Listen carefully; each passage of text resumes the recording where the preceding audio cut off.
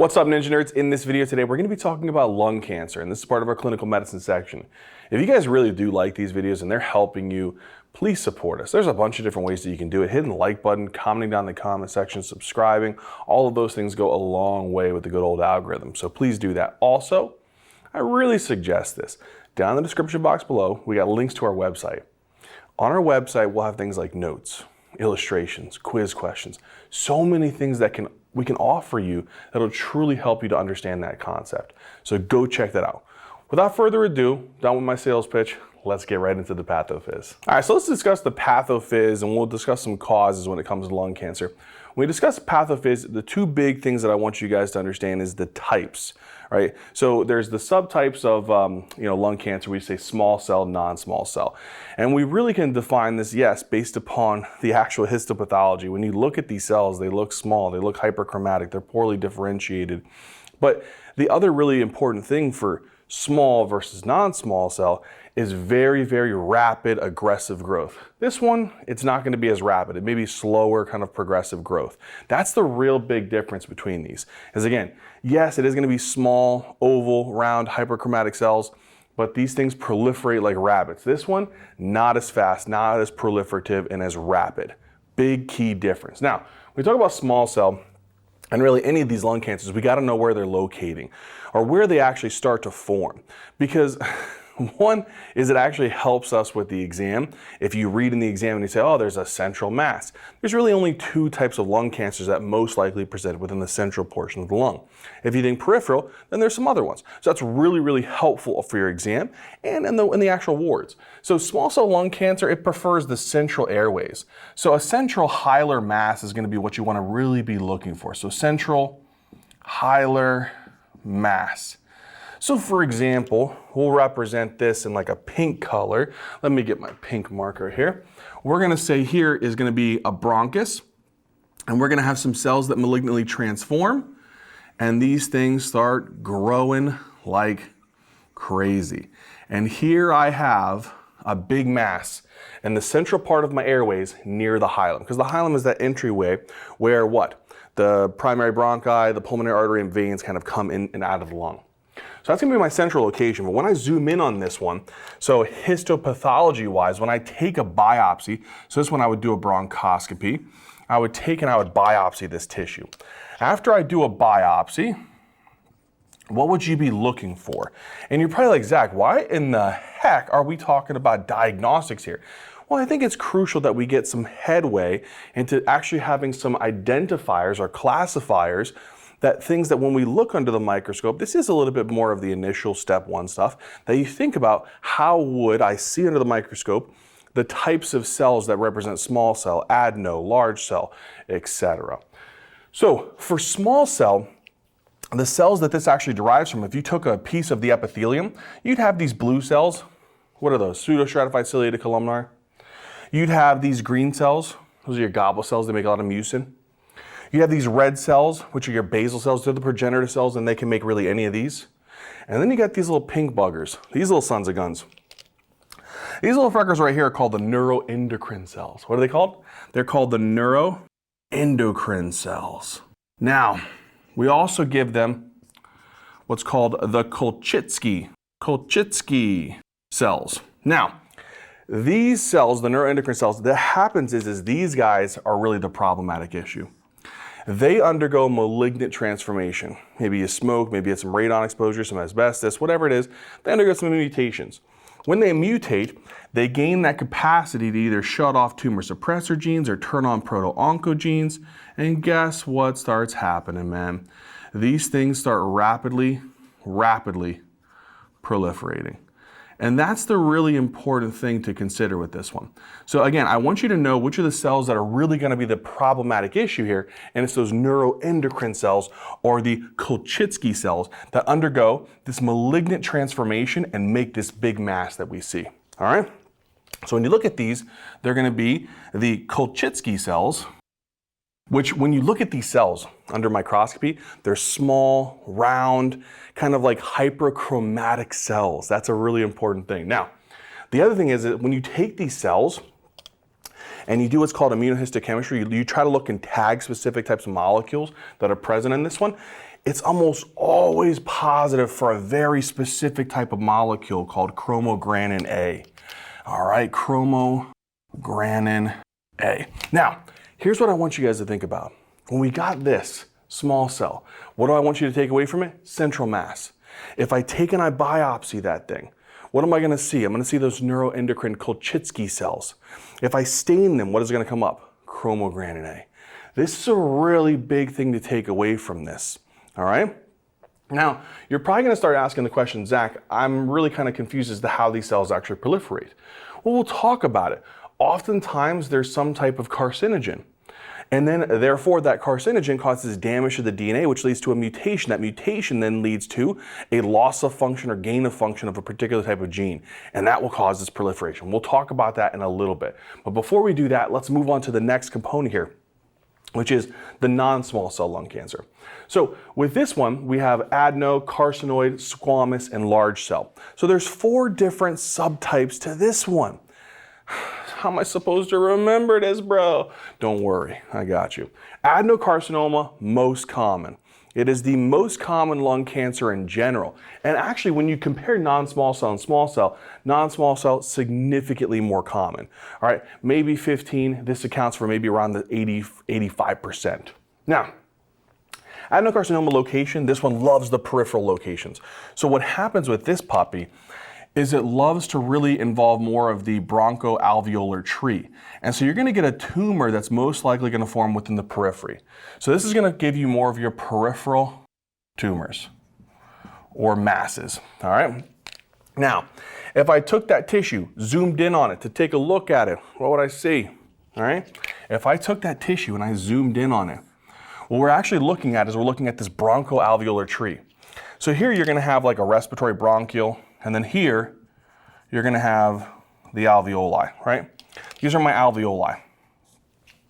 When I take these and I zoom in on it, you guys remember what are the primary cells that make up an alveoli, right? It's your blue squamous ones, which is the type 1. And what are these little black cuboidal ones, the type 2? This is called my type 2 pneumocytes or my type 2 alveolar cells. Should we play a little game, my friends? And say, hey, what do these cells do? Do you guys remember? They make, what is it? They make surfactant. In this case, they're going to jack everything up because they're going to make something else. Now, type 2 alveolar cells in this disease, they get hit usually with a mutation. It's not oftentimes smoking, which is interesting with this one. They have a spontaneous mutation that occurs that causes these cells to just rapidly proliferate. Now, when they do, they kind of proliferate and then they kind of differentiate. And what they do is, it's very interesting. They make somewhat, because these are simple cuboidal, they make somewhat of a glandular type of structure. And then these cells, they gain the capacity to actually produce a lot of mucin, which can actually increase the risk for pneumonia in certain scenarios, funny enough. But yeah, these guys are going to be alveolar cells that start to do what? They start to proliferate, and they give off this glandular look. So this is going to give off this glandular appearance. And then the other thing is that these glandular cells, these cuboidal cells, they actually start to secrete what? They secrete mucin. How should we represent mucin? Green. And it releases all this mucin. And sometimes the mucin, you can actually stain it when you do immunohistochemistry. It actually could be in these cells too. But it's going to have a lot of mucin. It's going to have an increased amount of mucin. So you guys get the point here. We take these type 2 alveolar cells, they start making like a glandular type of appearance, and then they can contain and secrete mucin. Now, when I look at this histopathology, I kind of already hit you with some of the introductions here, that this is going to have a glandular type of appearance of those type 2 alveolar cells. So let's write down here, that's going to be a glandular appearance. But let's add on to this. If I did immunohistochemistry and I stained, mucin technically is a protein that I could tag for. So they'll have positive mucin staining.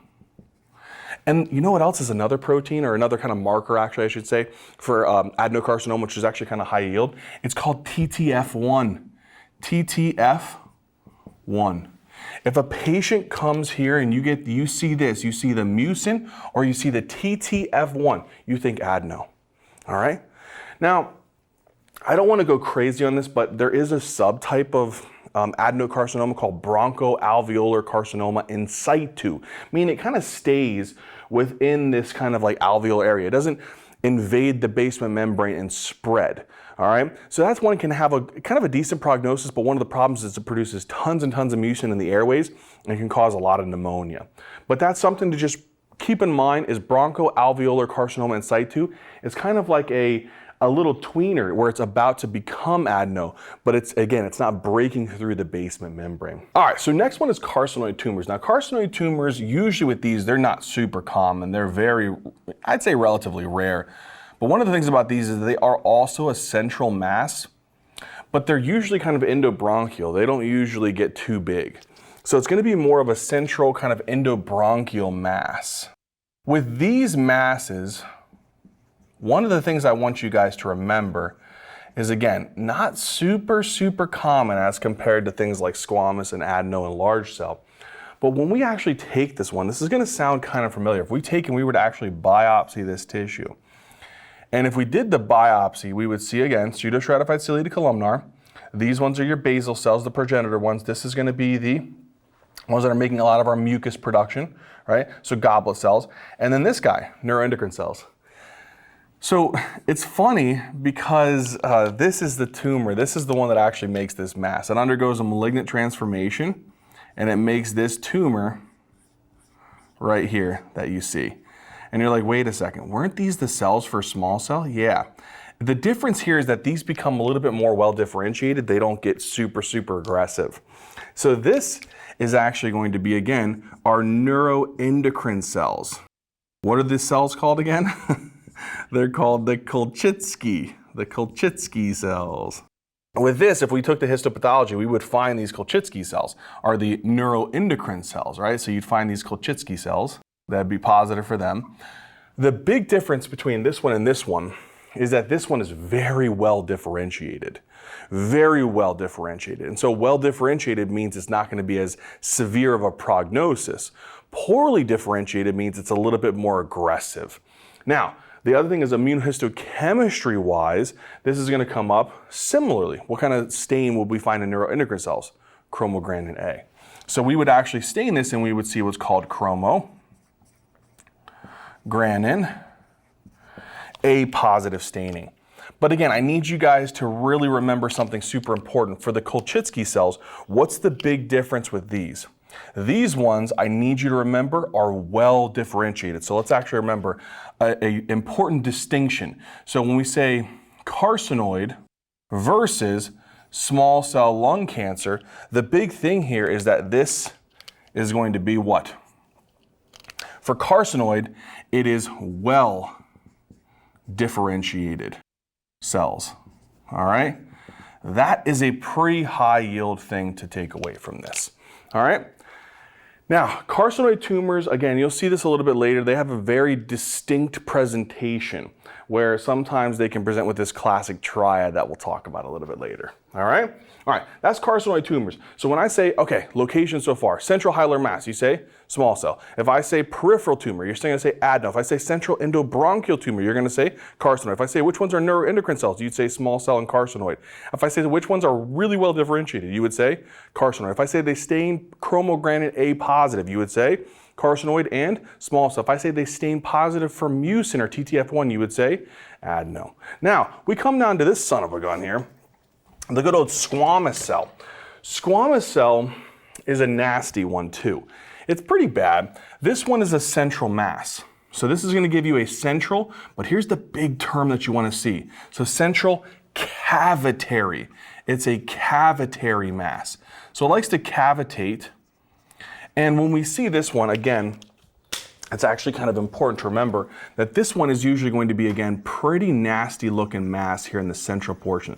So here we'll draw a decent central sized mass, but what's the big difference? What do I have to have in the center of it? I'm gonna have a little cavity. So I'm gonna have a little bit of a cavitary mass. So that's a really, really important thing to remember. Now I'm drawing these things color coordinated.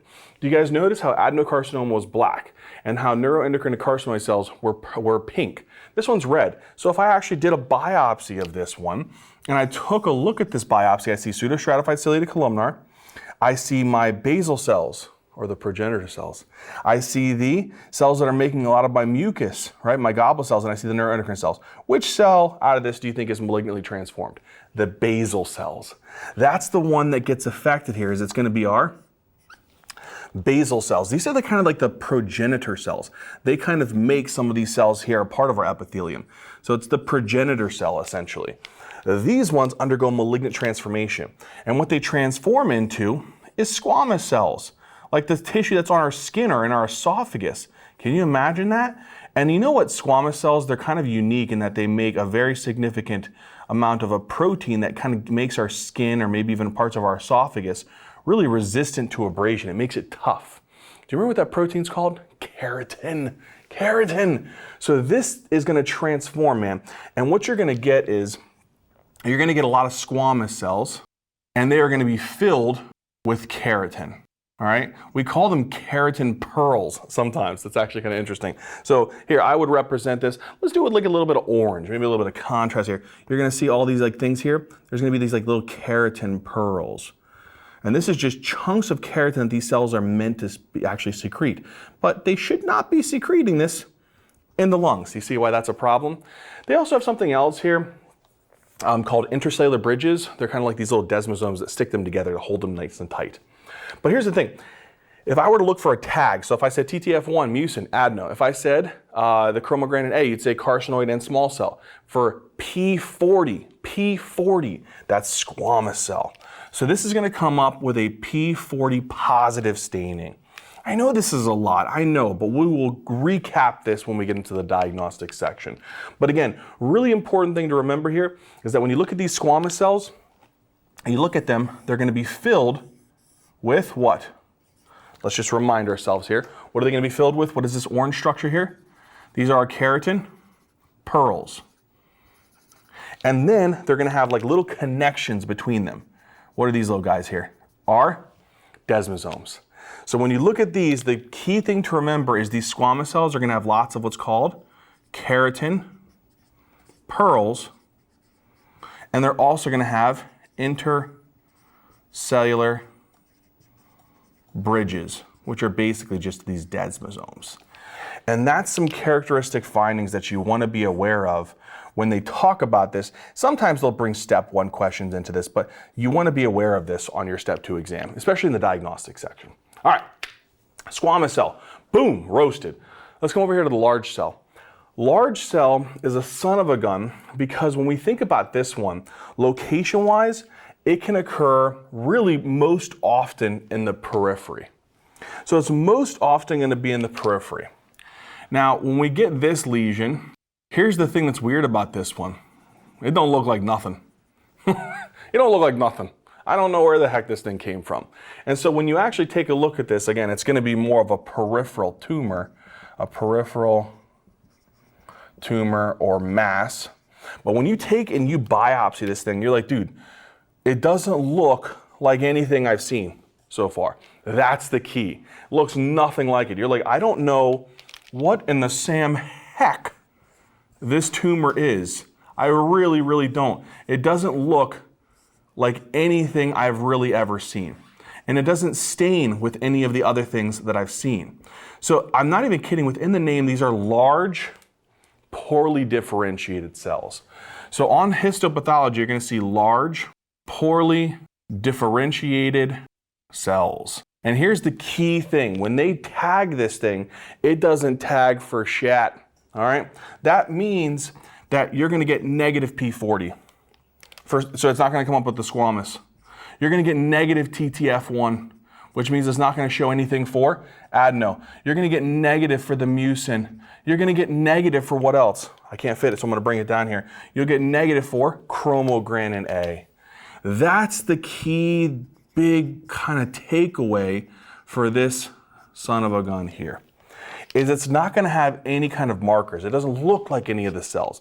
So what I want you to take away from this is when I tell you central tumors, I want you to think of S, squamous and small cell. They like to be central, like they want to be near the smoke. They want all the smoke, right? Because usually they're smoking associated.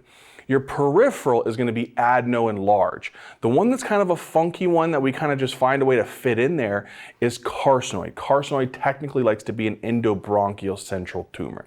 All right, we've hit the pathophys, but we got to really kind of talk now what in the Sam heck is causing these cells to just start replicating and proliferating undesirably. All right, so causes of lung cancer, what's really making these cells, again, you know, the neuroendocrine cells, the type 2 alveolar cells, the basal cells, what's triggering, per se, them to go from being a normal cell to, oh dang, I'm going to jack this lung tissue up kind of thing.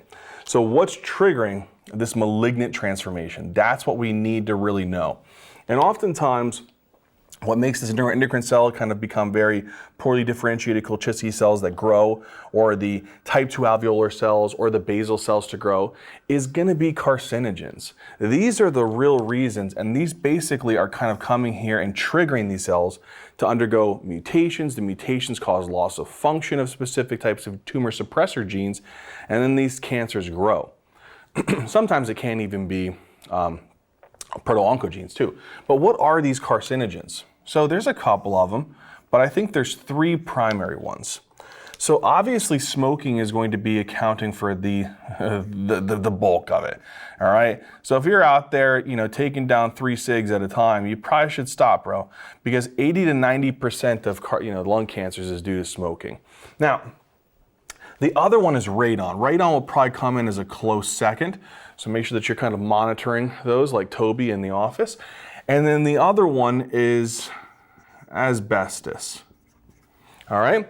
Now, with this kind of thing, you'd see this more in like insulation and shipbuilders and things like that, but smoking, radon, and asbestos are going to be carcinogens, meaning that what happens is these guys get exposed and they kind of damage the DNA in these cells. When they damage the DNA, they can cause a mutation. That mutation may potentially lead to these cells proliferating. So when I say that mutations are present, carcinogens can actually cause mutations. So that's what I want you to remember is carcinogens have the capability of triggering mutations.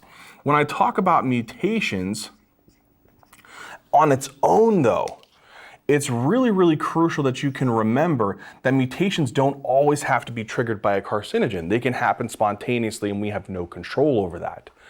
When I talk about mutations in general, these things can also individually cause this, but these could be, and I want to be a little bit more careful. When I say mutations, it could be spontaneous. So let's say, for example, I take a patient who is a non-smoker, right? So if I take a non-smoker, or they don't have any type of true exposure from radon or asbestos, but this is going to be the most common one. This is oftentimes associated with adenocarcinoma. So usually small cell, squamous cell, large cell, they're almost always inclusively associated with carcinogens like smoking. Adenocarcinoma can be seen in non-smokers. And the reason behind this is they may have specific acquired mutations in certain types of proliferative pathways. And so there's a lot of these, man. I don't want to go through all of them. Please, for the love of goodness, don't memorize these. There's only a couple, but there's things like the EGFR mutation. That's really an important one because this probably accounts for most of the mutations that we see. Another one could be the KRAS. So there's a KRAS mutation. This one, not as, probably as high yield, but something to consider. And there's also the ALK rearrangement that sometimes can be asked about. But I'd say, that, again, that EGFR is going to be the really, really important one. I'd say that this is going to be the key one here, the EGFR mutation. This is also a potential one. This is also a potential one. But the question that you're probably going to start asking is, okay, carcinogens can cause mutations. What are the difference in the mutations from these as compared to the carcinogens causing these other spontaneous mutations? Well, here, I'll quickly remind you guys that if it's smoking or carcinogen related, so this is non-smoker. If I bring this back up and I bring this to the smoker, if I bring this to the smoker, which is really almost all the other ones, this is associated with other distinct mutations. So this is going to be ones like your P53, your RB, your retinoblastoma protein. It also can be associated with another one called CMYC. So CMYC, this one's heavily associated with small cell lung cancer. But really, any of these mutations where there is a loss of function here or a gain of function, these things can cause the cells to rapidly proliferate. So if they're a non-smoker, associated with these. If they're a smoker, associated with these. That's the key difference here, okay? Non-smoker, here. Smoker, here. These are the ones that we can target. We can't really target these as well. That's the big difference. When I think about carcinogens causing malignant transformation, or mutations causing malignant transformation, or carcinogens causing mutations that lead to this malignant transformation, the big thing to remember here is when we talk about these mutations, what are they really affecting? Well, these guys here are causing abnormalities within the tyrosine kinase pathway. So here I'm going to have what's called a tyrosine kinase receptor. And you guys remember that this receptor, it can trigger so many different pathways. You can have some type of ligand bind to this receptor and it can trigger multiple different intracellular pathways. I don't think it's worth mentioning all of them. There is the RAS, there's the PI3K-AKT pathway, there's the JAK-STAT pathway. Either way, that's not really relevant here. They send signals to the nucleus and this will tell the cell to undergo intense cell proliferation. So it'll increase your cell proliferation. And so the abnormalities really exist in some point in this pathway, these guys here. So these mutations alter maybe a component of the receptor or some of the signal transducers. So it's at some point here of this receptor or along this pathway that these things are triggering this, which is causing an increase in cell proliferation. It's causing the receptor to be constitutively activated. So imagine this thing is just like, oh baby, I'm stimulated as can be. And because of that, it's going to cause a massive kind of increase in this pathway. And that's where we see this. So these types of mutations here are associated with an abnormality in the tyrosine kinase receptor. So again, let's just quickly recap to make sure. When you take these cells and transform them, what's the reason why? It's a carcinogen, most of the time. These carcinogens will cause the malignant transformation, but just remember, the way that they truly do that is they cause mutations. Usually if you're a smoker, it's in these genes. And when these genes get hit, that causes this malignant transformation. You can also have mutations that occur nothing to do with smoking. It's these mutations which alter the tyrosine kinase receptor. If that happens, this triggers cell proliferation and these cells will malignantly transform and you'll get this big tumor. That's the big thing to remember. So what I want you to take away from it, smokers, they have these mutations. Non-smokers, they have mutations that they have no control over. Even if they didn't smoke one cigarette their entire life, they still have a risk of lung cancer. And that's an adeno. That's the one I can't let you forget. All right, let's now move on and talk about, I got a tumor, how would I present? And what are the complications? All right, so we're gonna get into the part of complications now. You get this goober in your lungs, right, unfortunately, and this thing is compressing things, or it's kind of obstructing airways. We gotta think about how would this potentially present. Oftentimes, we probably don't really have a truly symptomatic patient. So they may come in with some classic findings of cough and wheezing and dyspnea, but there's a lot of diseases that can come in with cough, wheezing, and dyspnea. That could be asthma, that could be COPD, that could be tuberculosis. How do you know? In some ways, if they present on the exam, that's where I want you to listen. You listening? If they have cough, wheezing, dyspnea, and an unintentional weight loss, it may have you have a stronger suspicion for malignancy than other kinds of conditions, especially if they're a heavy smoker. So yes, in a classic patient on the exam, they may come in, been smoking 50 ciggies, pack year history, coming in now all of a sudden with cough, wheezing, dyspnea, and maybe even some unintentional weight loss. That should make you have a suspicion of a malignancy. But that's not always the case. Sometimes they come in with complications and then you find it incidentally on imaging. So what are some of those things? So one is if a tumor's central, it's gonna obstruct bronchi. And bronchi are really, really important to airflow and mucus flow and getting bacteria out of the lungs, etc. So one of the big things here is if, let's say I have endobronchial tumors, let's say the first off, I got a tumor, and it's starting right here. Here's the tumor. It's kind of an endobronchial tumor. It's somewhere within the central airway. Ooh, what's our central ones? Come on, think about it.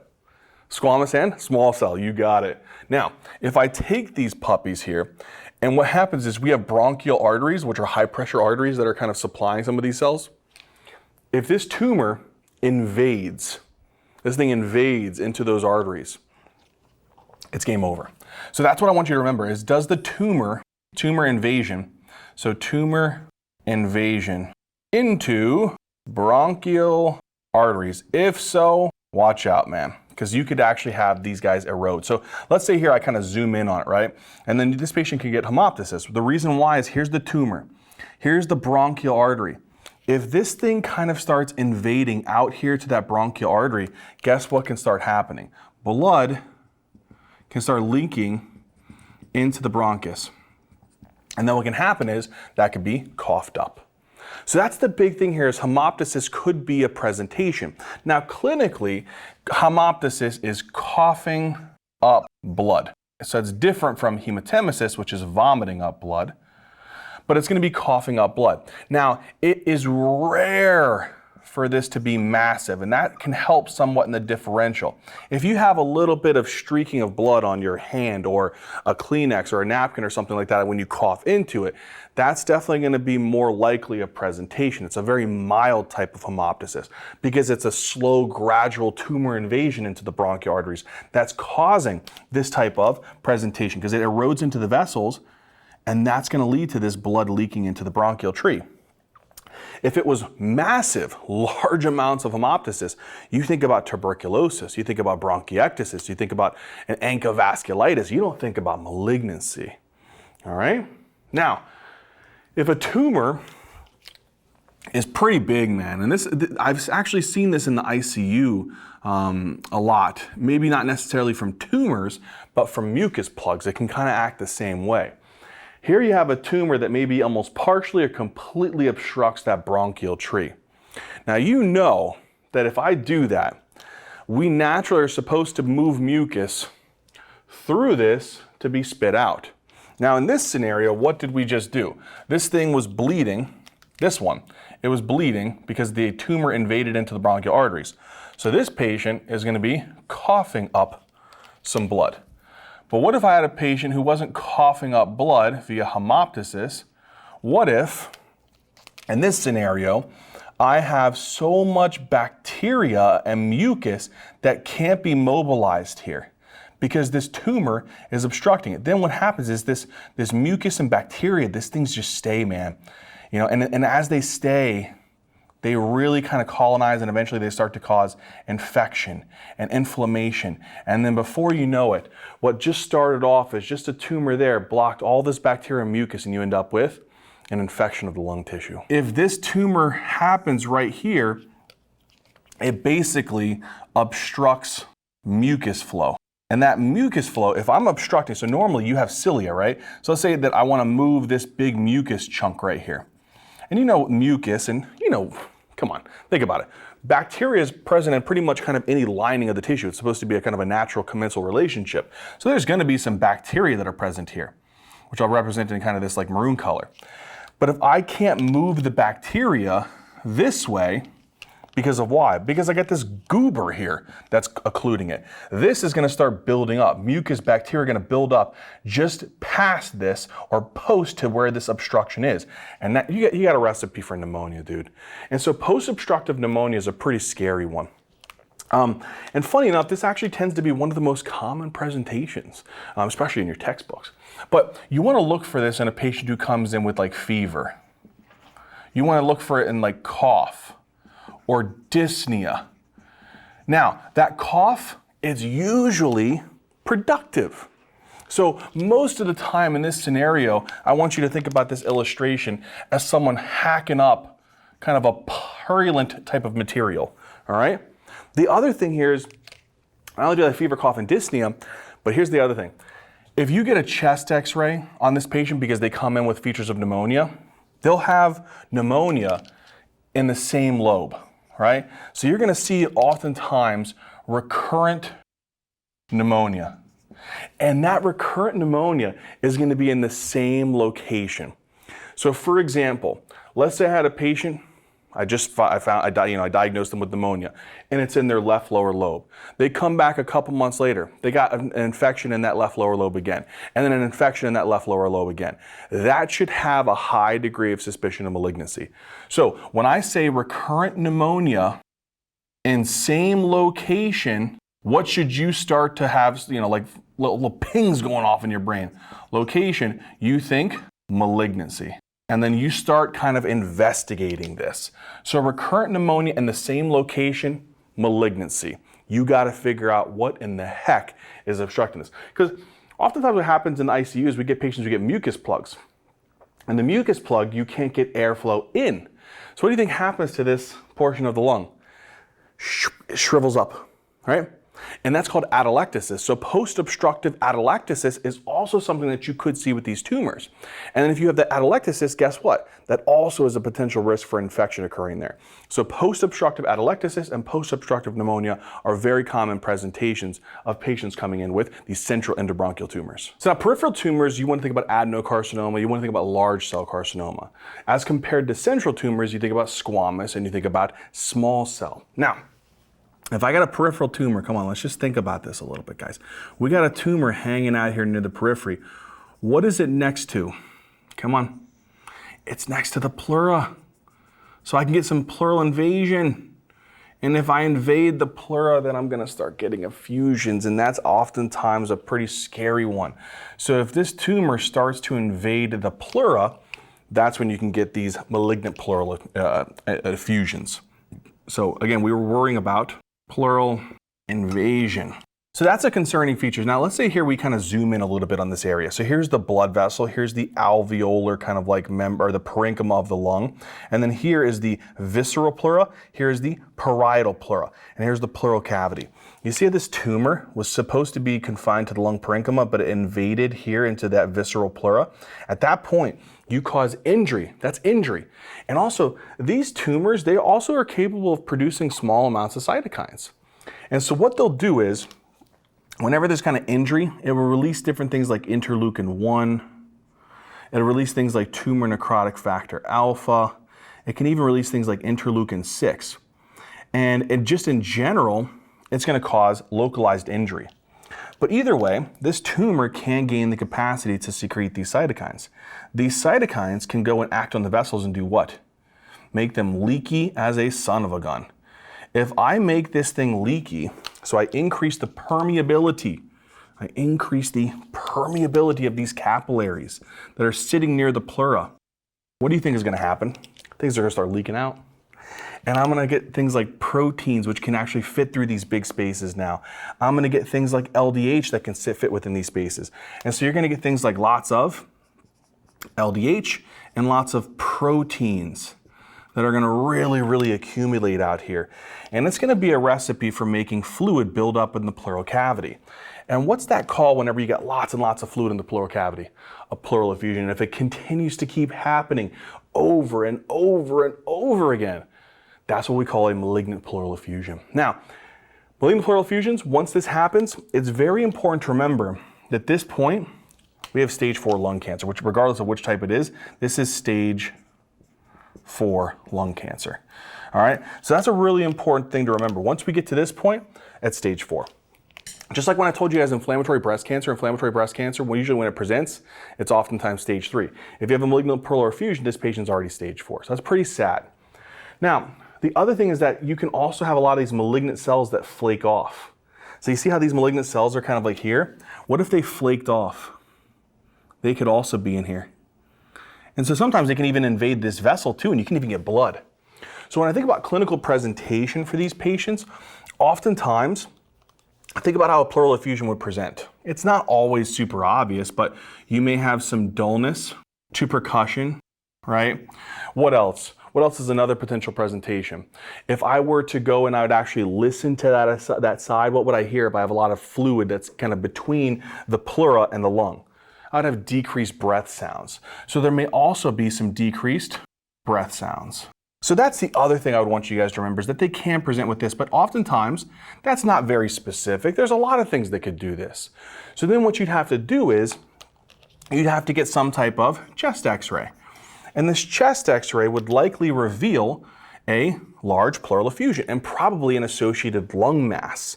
But either way, we're going to see a pretty decent pleural effusion. When you get pleural effusions, what do you have to do to determine the type of it? You have to do a thoracentesis. Do you guys remember that from the pleural disease? I know you do. And then in terms of if it's transudative or exudative. So in order for me to truly figure out what this is, I would need to do a thoracentesis. And the thoracentesis, you use something, come on, spit it out, the Lights criteria.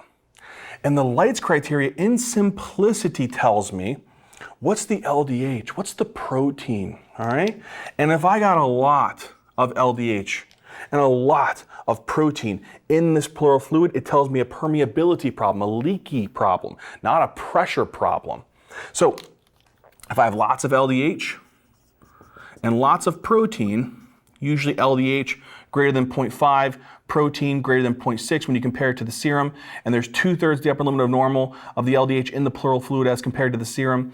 This is really, really high yield for an exudative effusion. This is exudative, man. This is exudative. That's where we use the Lights criteria, because if it was low LDH, low protein, that would say transudative. You think about CHF, cirrhosis, nephrotic syndrome. But what's the key thing that I would need to do?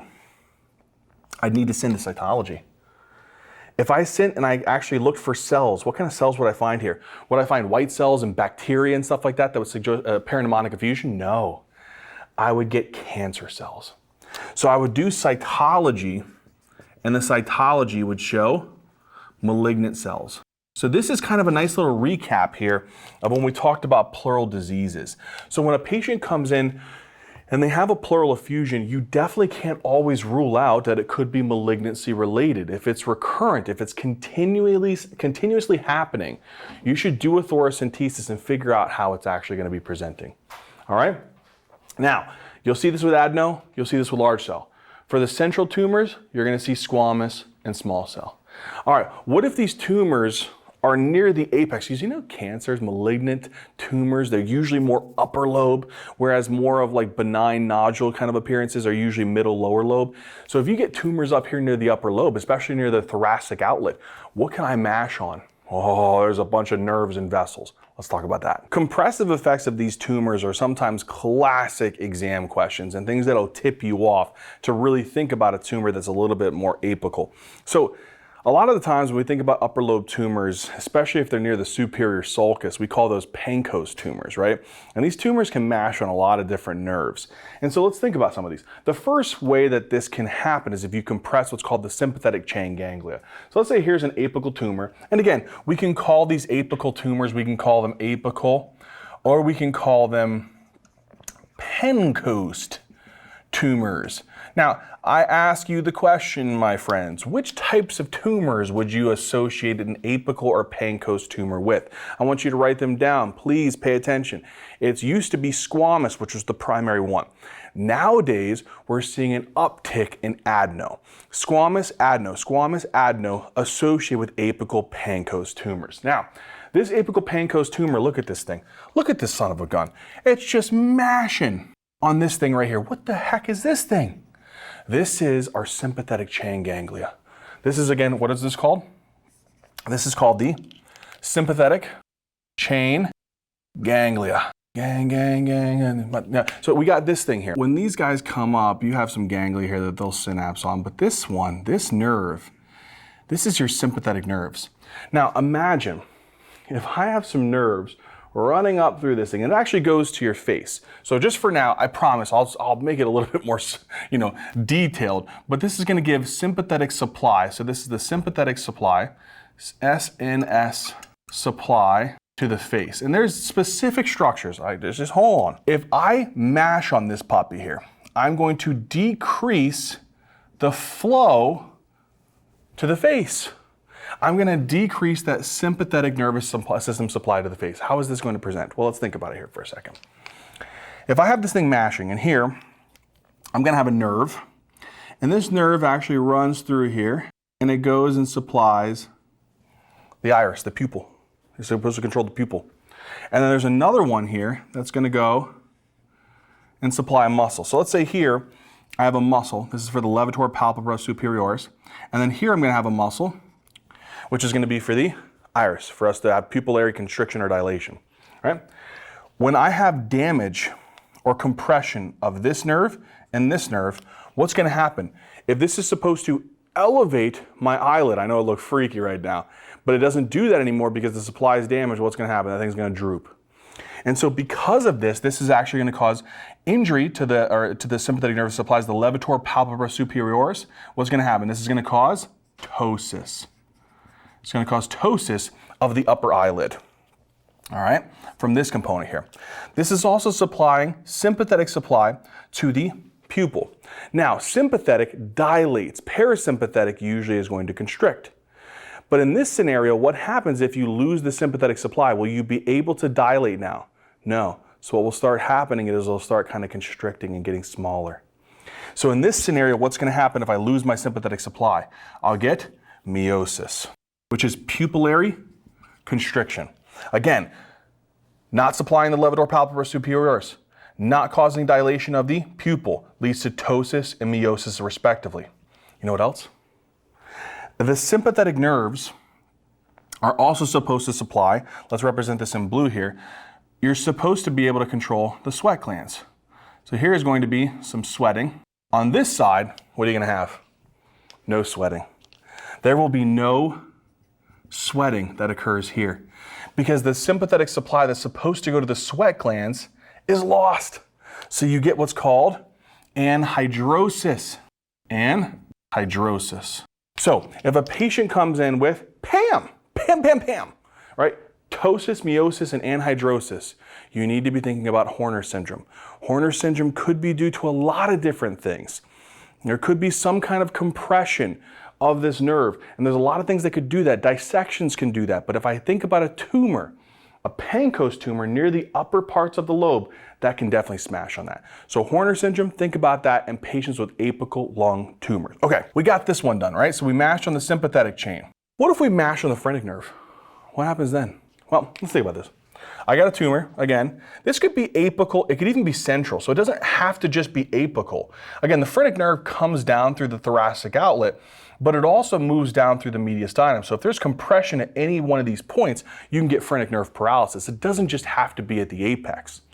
But usually these tumors are going to be a little bit more within the central, or again, usually the apical portion where they're going to mash on the phrenic nerve. Now, phrenic nerve comes from what roots? C3 to C5 nerve roots. Comes down, moves through the thoracic outlet into what? Into the superior mediastinum, and then it goes into the middle mediastinum and goes down and supplies the diaphragm. So what's it supposed to do? This is your right hemidiaphragm. Diaphragm is such an annoying word to spell, right guys? Come on. I have to spell it like fragum from in order for me to do this dang thing. So right hemidiaphragm, and over here is going to be the left hemidiaphragm. In this scenario, I have a tumor that's compressing on the right phrenic nerve. If it's compressing on the right phrenic nerve, I'm going to get decreased supply to the right hemidiaphragm. I want you to think about this for a second. What does the diaphragm do whenever it contracts? Come on. Domes down so that you can increase the cavity of your thoracic, increase the volume of your thoracic cavity. In this situation, will the right hemidiaphragm go down? No. Will this one go down? Yes. So the common clinical presentation is when you get a chest x-ray, you'll see an elevated hemidiaphragm on the chest x-ray. So you'll have an elevated hemidiaphragm. Now, you're probably like, okay, that's good to know, but there's a lot of things that can cause an elevated hemidiaphragm. Is that, can't atelectasis do that? Yeah. So how do we really confirm this? We actually have to do something called a sniff test. So they have what's called a positive sniff test. So they have what's called a positive sniff test. You're probably like, okay, cool. What's this mean, bro? Come on, hit me. A positive sniff test is kind of more of like a fluoro study where you actually see things happening live. You literally take them, have them take a sniff. If you take a sniff, your diaphragm should contract enough to dome down and open up your volume for your thoracic cavity. If the right's paralyzed, the right phrenic nerve is paralyzed, is that right diaphragm going to depress? No, it remains elevated during the sniff test. Other ways that these patients present is dyspnea, especially when they're flat. So think about that as well. And the patient who presents with dyspnea and a elevated hemidiaphragm on the affected side, think about phrenic nerve paralysis. All right, come down here. Brachial plexopathy, this one is apical. So remember, apical, apical, apical, apical, 100%. This one could be apical or central. So here, let's write over here, we got an apical, or what else can we call it? Come on. Pancoast tumor. And this is near that superior sulcus, right? This thing is, oh my gosh, look at this. You see this? These are nerve roots. C8, T1, T2, usually that level. And so what you do is, these things are just, oh my gosh, look at this. They're just mashing on these nerve roots. So this is your brachial plexus, which is going to come down and supply the arm, right? If I compress some of the nerve roots, I can get a bunch of different symptoms. And so usually what happens here is you compress, as there is compression, I'd say oftentimes more than not, compression of C8 to T2, all right, of the brachial plexus. Now, when you compress this area is most often going to cause referred neuralgic pain to the shoulder, all right? So you're going to get some shoulder and arm pain. It's usually going to refer to the shoulder and the arm, some pain there. But then remember, what distribution often comes from this portion of the brachial plexus? And it comes down the pinky side, the ulnar distribution. So you can get some palsy effect here. So if I get some ulnar nerve palsy, what could happen here? I could have some weakness, I could have some atrophy, and I could even have some sensory deficits of that ulnar nerve distribution. So you could even get some ulnar nerve palsy. This is really important. So again, think about some weakness and atrophy potentially of the muscles here in the forearm or even within the hypothenar eminence or some of the digits. And think about sensory distribution. You may get some like numbness, some tingling, some paresthesias that could also present. And patients who have Pancoast tumors, oftentimes they can present with a combination of these two. It's called Pancoast syndrome. Pancoast syndrome is oftentimes a combination of brachial plexopathy and Horner syndrome. All right, the last nerve is the recurrent laryngeal nerve. Now this one is kind of an interesting one. You got, they're coming from the vagus, right? So here is your right vagus. Here is your left vagus. And with these, they come down. So the right vagus comes down and swoops right underneath the right subclavian artery and then comes back as the right, and I'm going to abbreviate this because I don't have enough space, right recurrent laryngeal nerve, right? This one here, and that goes up to the cricothyroid of the larynx, right?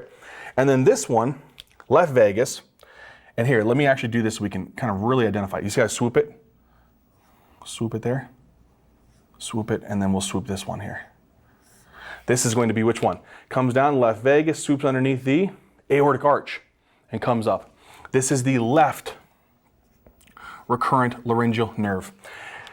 Textbooks will say that you're oftentimes going to get more likely compression of the left recurrent laryngeal nerve. It doesn't really matter too much. I just want you to know that usually these apical tumors, they're going to compress one of these recurrent laryngeal nerves.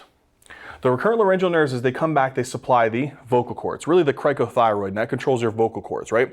To control your speech. What can happen here is, if I have compression of these dang things, look, I'm mashing this son of a gun here, mashing it. Am I going to get good supply to this actual, the voice box? No. So what can happen here is you can actually get what's called vocal cord paralysis. Now, it's usually, since you're most often the tumor's in the right lung, it's going to be unilateral. So it's ipsilateral vocal cord paralysis. The most often way, or common way that these patients will present is one of two ways. So let's actually do this. With vocal cord paralysis, they may present with hoarseness of the voice, and very rare scenarios, they can aspirate. Because again, your vocal cords are supposed to close when you're swallowing. But if this one's paralyzed, can it actually close properly? No. So you have the risk of food and fluids getting down there, and that's a nasty recipe for pneumonia. So it increases the risk of a hoarse voice, but also increases, I don't know what the heck happened there, aspiration. And aspiration breeds a ground for pneumonitis or pneumonia. So that's something you really want to be thinking about.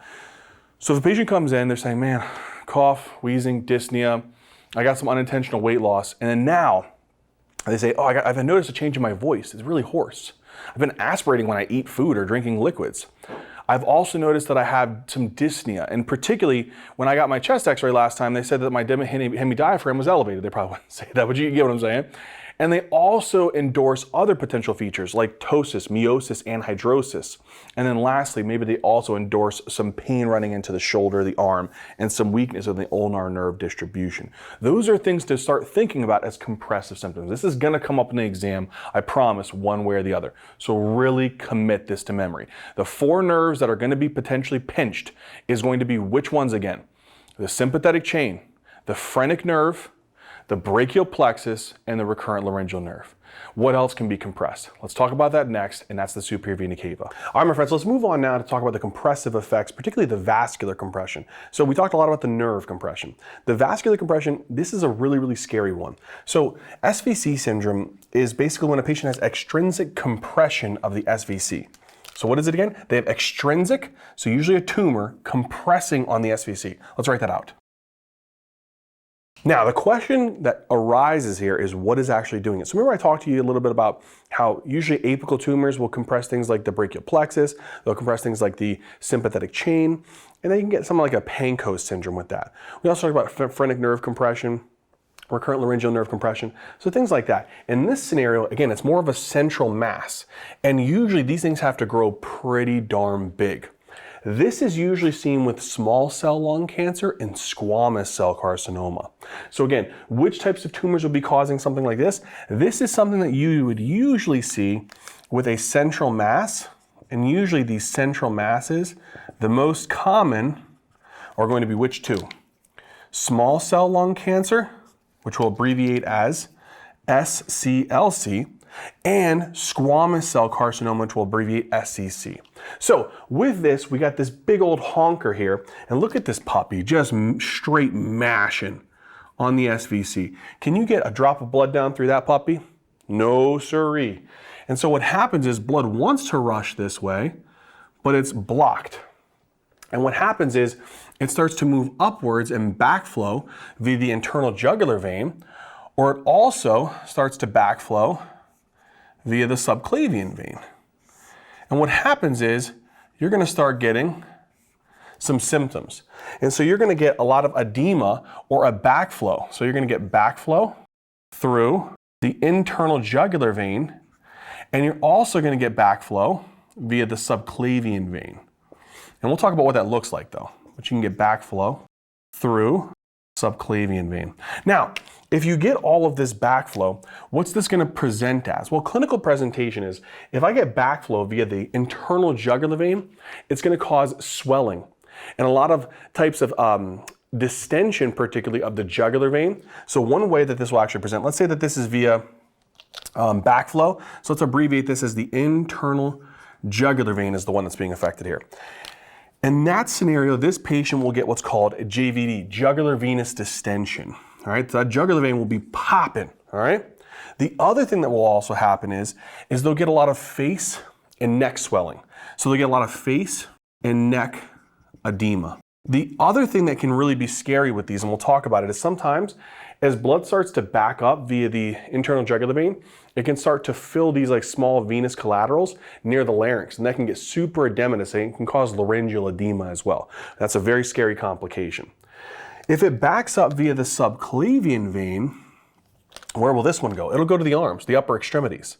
And so with this, the patient can start having arm and chest swelling.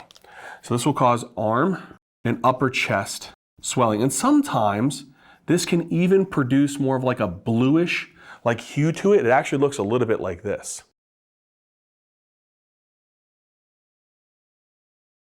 So if you have a patient who looks like this, what is the biggest concern? Like what could actually cause this patient to potentially die? Well, the emergent component, because this is kind of like, I'd say, an urgency, the emergent component of this, the scary, scary stuff, so scary complications, is if this swelling occurs enough.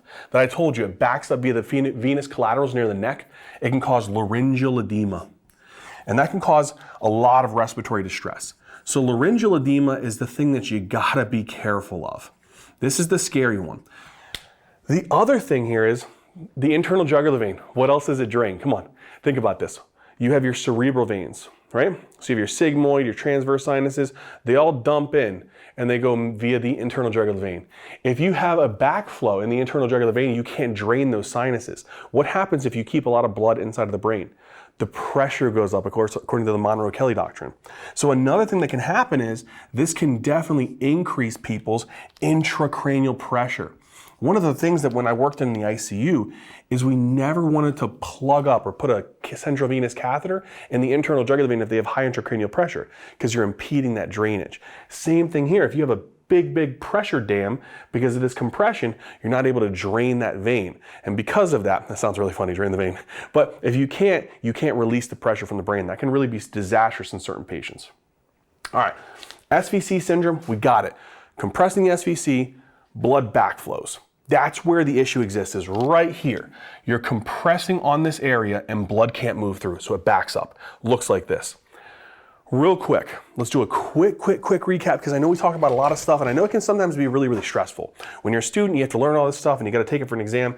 It stinks, I get it. Let's remind ourselves though, if we have compression and we compress the nerves, what were the nerves? Well, the first one we talked about was the what? We talked about the sympathetic chain, right? That was a big one. So we'll say the sympathetic chain. What else did we compress?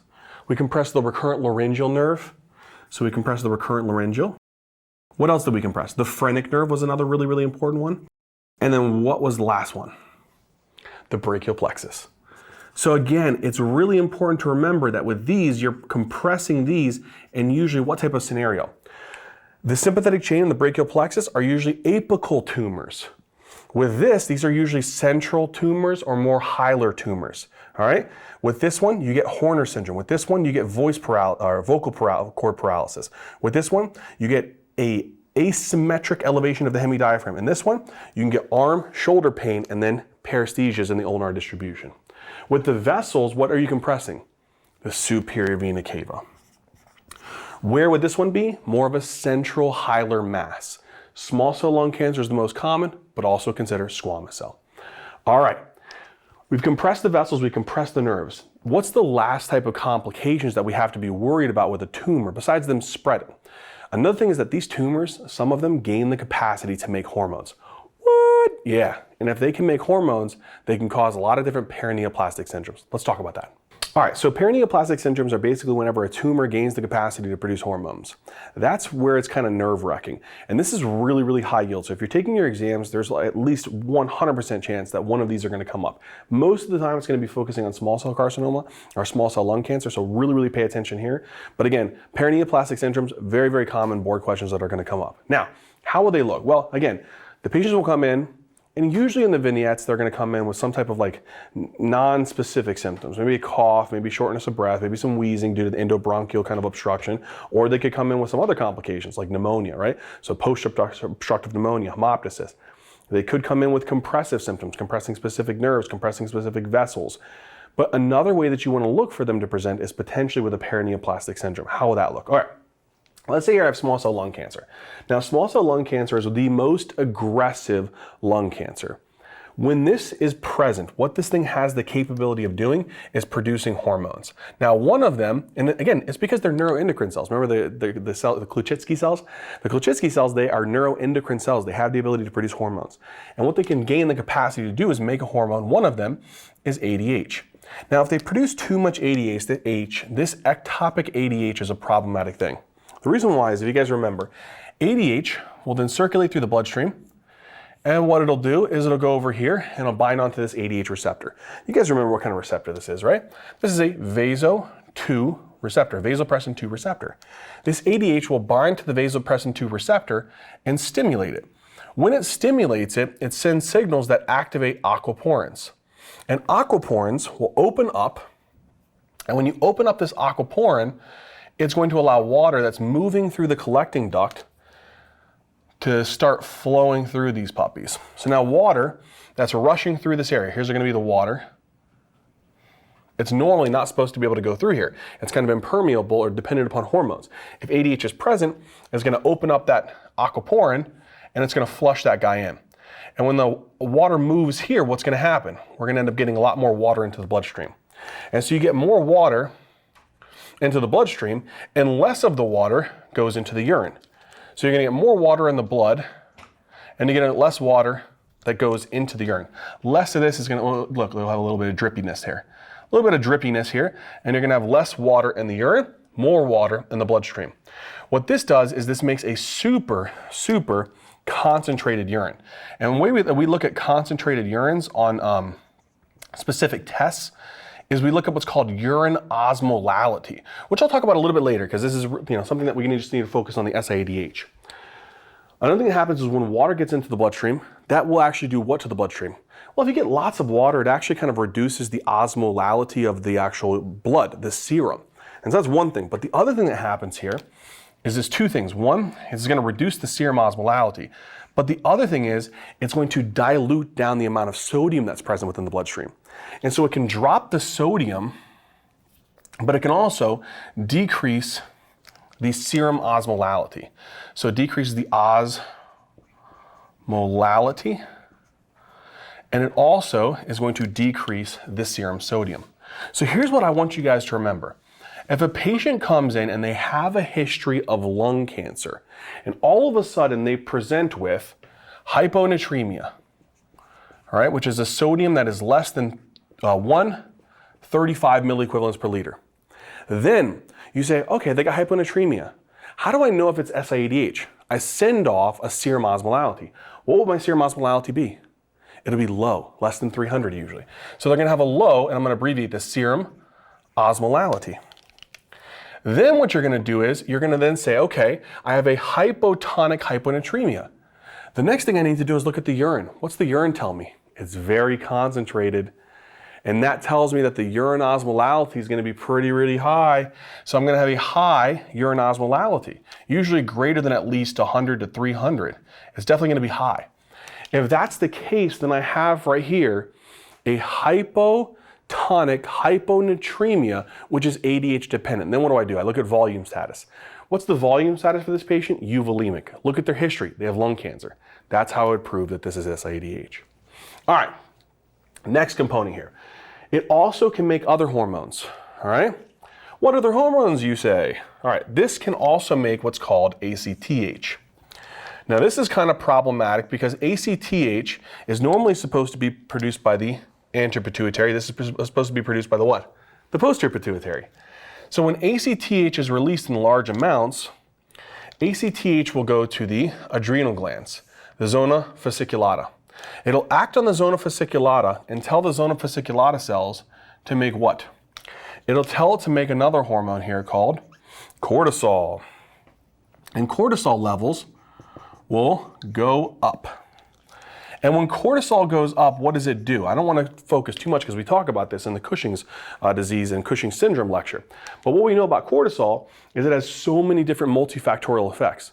It causes what? It causes lipolysis and distribution. So they get the moon face, the buffalo hump, they get abdominal obesity with striae, right?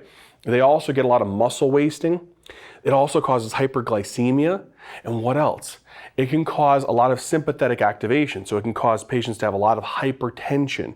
And so you're going to see a lot of these features with patients who have a Cushing's type of picture.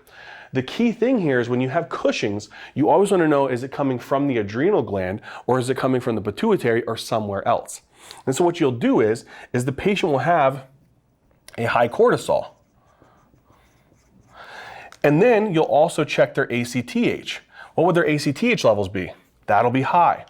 Problem is you don't know if this is coming from the pituitary or if it's coming from a lung tumor. How do you determine this? You have to do what's called a high-dose dexamethasone suppression test. And this will not suppress.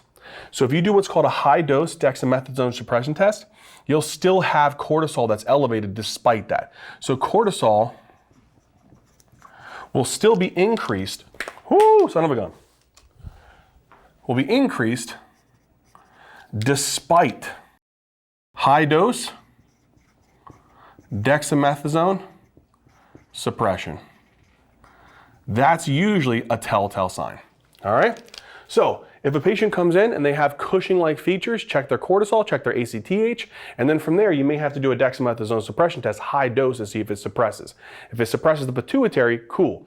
Then it's definitely from the cancer, the lung cancer. All right, what's one more? Another potential picture here is that this tumor, it doesn't make hormones or it doesn't make an antibody. What happens is your immune system, on this, you have what's called tumor antigens. So let's say here is a tumor antigen. And this tumor antigen is viewed as foreign. And when it's viewed as foreign, the problem with that is that our immune system will produce antibodies against that tumor antigen. So here, it's gonna pump out a couple different antibodies. Here's one. Ooh, this is an ugly blue. Let's get a different blue here. This is gonna be a better blue. So here, woo, that's a dark color there, my friends.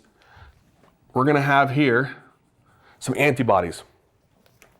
When we produce these antibodies are gonna be made and directed against these tumor antigens. So they're gonna like this. And what they're gonna do is they're gonna try to go and bind to this tumor antigen because you don't want this to be there. So it'll activate your immune system cells. Your immune system cells will come and try to fight this off. Here's the problem. Sometimes these antibodies can look like other proteins. There's a protein that's present on our synaptic neurons that go to our muscles at the neuromuscular junction. So here, this is all a part of our neuromuscular. This is part of our neuromuscular junction, this part here, all right? Now, at the neuromuscular junction, there is a channel here. And this channel is called a voltage-gated calcium channel. We actually give it a specific name. We give it a PQ, voltage-gated calcium channel. The whole point of this is that it opens up, brings calcium in, and helps to trigger the release of acetylcholine onto the muscle. These patients produce antibodies, and unfortunately, these are supposed to go here. They're supposed to go and interact. But sometimes they may go rogue. And they say, oh, let me meander over here. And that's what it may do. And it may bind onto this PQ voltage-gated calcium channel. If you do that, you block the channel. If you block this channel, it doesn't work. I can't get calcium in. If I don't get calcium in here, then this fusion here, where I take this vesicle and I fuse it to release the acetylcholine, doesn't happen. If that doesn't happen, I don't make these neurotransmitters. If I don't make these neurotransmitters, this neurotransmitter will not bind onto, the acetylcholine will not bind onto this protein here. If it doesn't bind onto the protein, so it's supposed to come here and bind. It's supposed to come right here and bind to this puppy. Guess what? It's not going to. I'm gonna block it because I'm not going to allow the acetylcholine to get released. If it can't do that, it can't take this channel, because you know what it's supposed to do? It's supposed to sit in here like a seesaw and whip it up. It's not going to. It's gonna stay closed. And if it stays closed, can I bring sodium into the cell to depolarize it? No. And so the sodium won't be able to do that. And so because of that, I don't get any positive ions here. So there's going to be no depolarization. Let's actually just do this. There's no depolarization. We'll do this symbol here. No depolarization. Now, if there is no depolarization of the muscle, is it going to be able to contract? No. And so what happens with this is if I can't depolarize the muscle, you're not going to get muscle contraction. And if I don't get muscle contraction, what's going to happen to them? They're going to be super, super weak. So oftentimes what this does is this causes weakness in these patients. And it's called Lambert-Eaton myasthenic syndrome. All right, it's very interesting. So for this one, they'll have proximal muscle weakness. It's usually upper and lower extremities. Lower extremities is a little bit more predominant, but proximal muscle weakness. So it's going to affect more of the shoulder girdle and the pelvic girdle. Here's the big difference. With Lambert-Eaton myasthenic syndrome, the patient's weakness gets better with exertion. Myasthenia gravis, it gets worse with exertion. So that's a really, really important thing to remember here. So if it gets better, so if weakness improves with exertion, that suggests more of the Lambert-Eaton myasthenic syndrome rather than myasthenia gravis. Another thing is that both of these can also present with some of the bulbar stuff, so they can present with diplopia. Right? They can also present with dysphagia and dysarthria. So also remember that. But again, the biggest thing is weakness at the proximal extremities that improves with exertion is Lambert-Eaton myasthenic syndrome, whereas myasthenia gravis is it gets worse with exertion. It usually gets worse throughout the day. You can also check for this type of channel antibody. So this antibody is being directed against this antibody, against this protein. You could actually check for that. You could check for the antibody against the PQ voltage gated calcium channels. But that is small cell lung cancer. Now we come to the next one.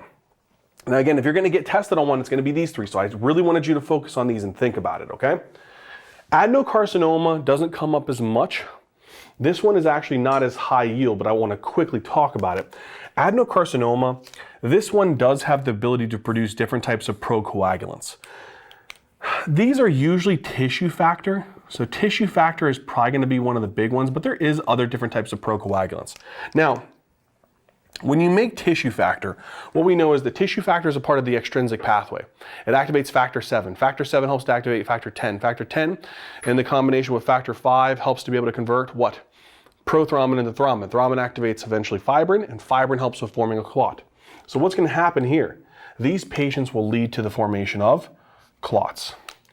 So this is going to cause more of a hypercoagulable state, right? And this can induce basically a higher risk of thrombosis. Now this thrombosis, you would think, oh, it's going to cause DVTs and PEs. It can, but it's actually more likely to cause superficial venous thrombus. And it causes the vessels to get pretty inflamed. So it can cause something called superficial venous thrombophlebitis. Okay, and it actually looks a little bit like this.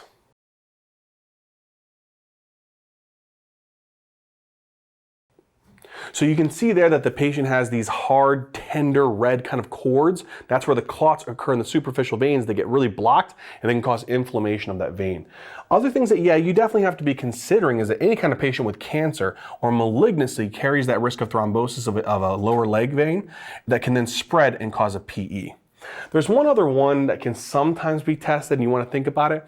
If a patient comes in and they have endocarditis and you have negative cultures, and your echo is showing that you have some type of small vegetation there, you want to think about what's called non-bacterial thrombotic endocarditis. Sometimes they call this merantic endocarditis. So MBTE, it's non-bacterial thrombotic endocarditis, also known as merantic endocarditis. Now, this is one that I actually would take into consideration and remember here. Another thing that can happen is this tumor can make something called transforming growth factor beta. So transforming growth factor beta is a kind of like a weird cytokine that can act on periosteal cells and different types of osteoclasts, right? So it's going to come over here and it's going to act on different bone cells and different types of periosteal cells. And what it's going to do is it's going to cause these cells to start depositing calcium and collagen-like matrix into the bone. So what it'll do is it'll tell these cells to start depositing calcium and collagen into the bone. Now, when it starts to do that, right, so you're going to activate different bone cells, and you're going to also activate different types of fibroblasts, and this is going to start producing lots of, again, collagen and lots of calcium. So you're going to produce lots of calcium and lots of collagen, a lot of different types of extracellular matrix here. And what's going to happen is all of this stuff is going to start just depositing into the bone tissue. When it deposits into the bone tissue, what you're going to get is you're going to get a thickening of the bone tissue. That bone tissue is going to really, really thicken. And what happens is when you get thickened bone tissue, so thickened bone tissue, it tends to happen most often around the digits. And what it'll look like is it'll produce something called finger clubbing. So it's called finger clubbing. And I'm not even kidding, they're walking around with spoons for fingers, right? They can dip into their pesto or all their different stuff with their fingernails. And I'm not even kidding, if you take a look at this, it's actually pretty sad. They have significant finger clubbing, and it's usually due to a lot of this process here where they're producing lots of transforming growth factor beta that's causing different types of periosteal bone cells and fibroblasts to produce lots of calcium and collagen that gets deposited into the bone, really thickens the bone up, usually around the digits.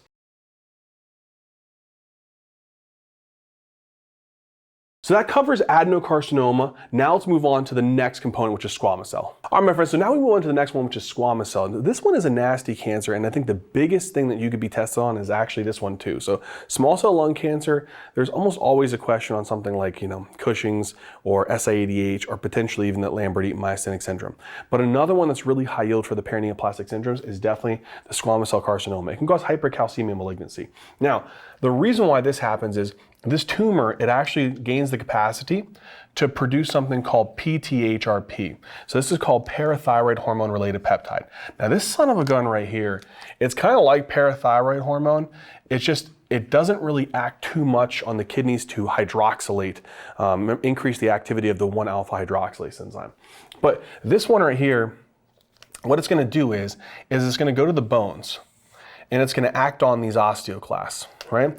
And so when you activate these osteoclasts, what do osteoclasts do? Come on, you know this, right? Scream it out.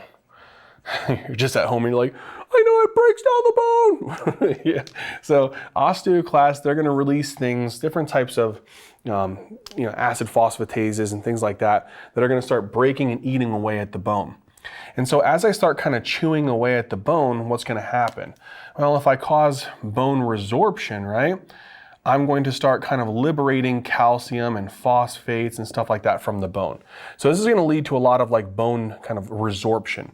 And when you increase your bone resorption, the whole point of that bone resorption is to liberate calcium from the bone. Now that calcium, once it's kind of resorbed and removed, it's going to start getting into the bloodstream. And if we mobilize this into the bloodstream, what's going to happen to the amount of calcium inside of the blood? It's going to go up. And that's one of the ways that we can get hypercalcemia, right? So osteoclasts definitely are going to start kind of triggering this bone destruction. The other thing here is PTHrP also can act here on the kidneys, really at the distal convoluted tubule. There's receptors that act like, just like PTH. They can act on this and they can increase calcium reabsorption. So what they'll do is they'll stimulate calcium reabsorption in the distal convoluted tubule. And if I increase calcium reabsorption, that's where we kind of get a problem here, because now we got a twofold problem here. We're reabsorbing calcium across the kidneys, and then we're removing calcium from the bone. By doing that, I bring calcium into the bloodstream and I really, really pump this dude up. Now, when calcium's high, obviously there's a lot of different ways that this could present. It could be completely asymptomatic, but it could also present potentially with the stones, bones, groans, thrones, psychiatric overtone presentation, right? We talked about that in the calcium disorder lecture. But the other thing that you have to remember is when you have high PTHrP that's liberating this calcium, high calcium does what to your PTH levels? Well, you have to remember that high calcium is going to inhibit your parathyroid gland from producing PTH. And so what will happen is this will shut down the parathyroid gland and tell the parathyroid glands to not make parathyroid hormone because the calcium is high. And that's really, really important. So one of the things that we'll see here is we'll have a patient who comes in, they may have symptoms, they may not, they may get a workup, and on their chemistry, we find that they have a high calcium level, right? Then we check the PTH because we always want to make sure, is their calcium really high because of PTH? And what we'll do is we'll check the PTH and we'll find that their PTH is low. And you should also check other things. You should check their vitamin D levels as well, because their vitamin D would have no contribution in this whatsoever. Because remember, PTHrP doesn't hydroxylate, it doesn't increase the expression of 1-alpha hydroxylase, so it doesn't actually increase the vitamin D. So their vitamin D will also probably be like low or normal. That won't be the issue. This is not the one that's high, right? So it could either be low or it could be normal. But the whole point is that it's not going to be high, and this one's not going to be high. What you would have to check is the PTHrP.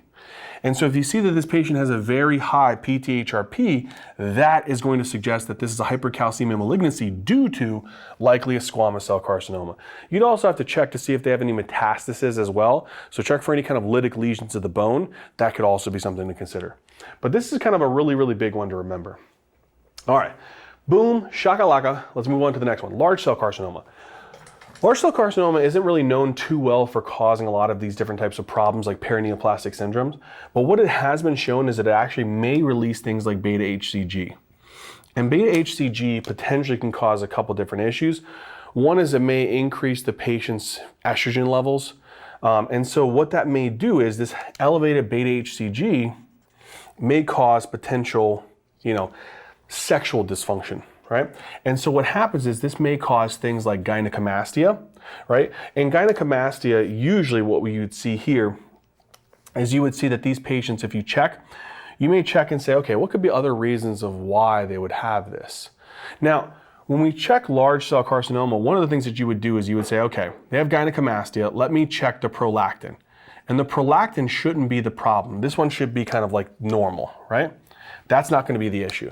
The other thing that you would do is you would check their FSH and LH to make sure that there's nothing kind of going on weird there. And this should be appropriately like normal, or it should be kind of like low, or should be normal or suppressed appropriately. The thing that you would check is you would say, oh, let's check the beta HCG. The beta HCG is the one that's going to be potentially high, and that's also going to be associated with an increase in estrogen. So these patients will have increased beta HCG, and this beta HCG is going to increase their estrogen production. That's going to cause things like gynecomastia in males, right? So they're going to have this enlarged breast tissue. The other thing is, it also can cause certain changes potentially within the testes. So it may cause potentially like infertility as well.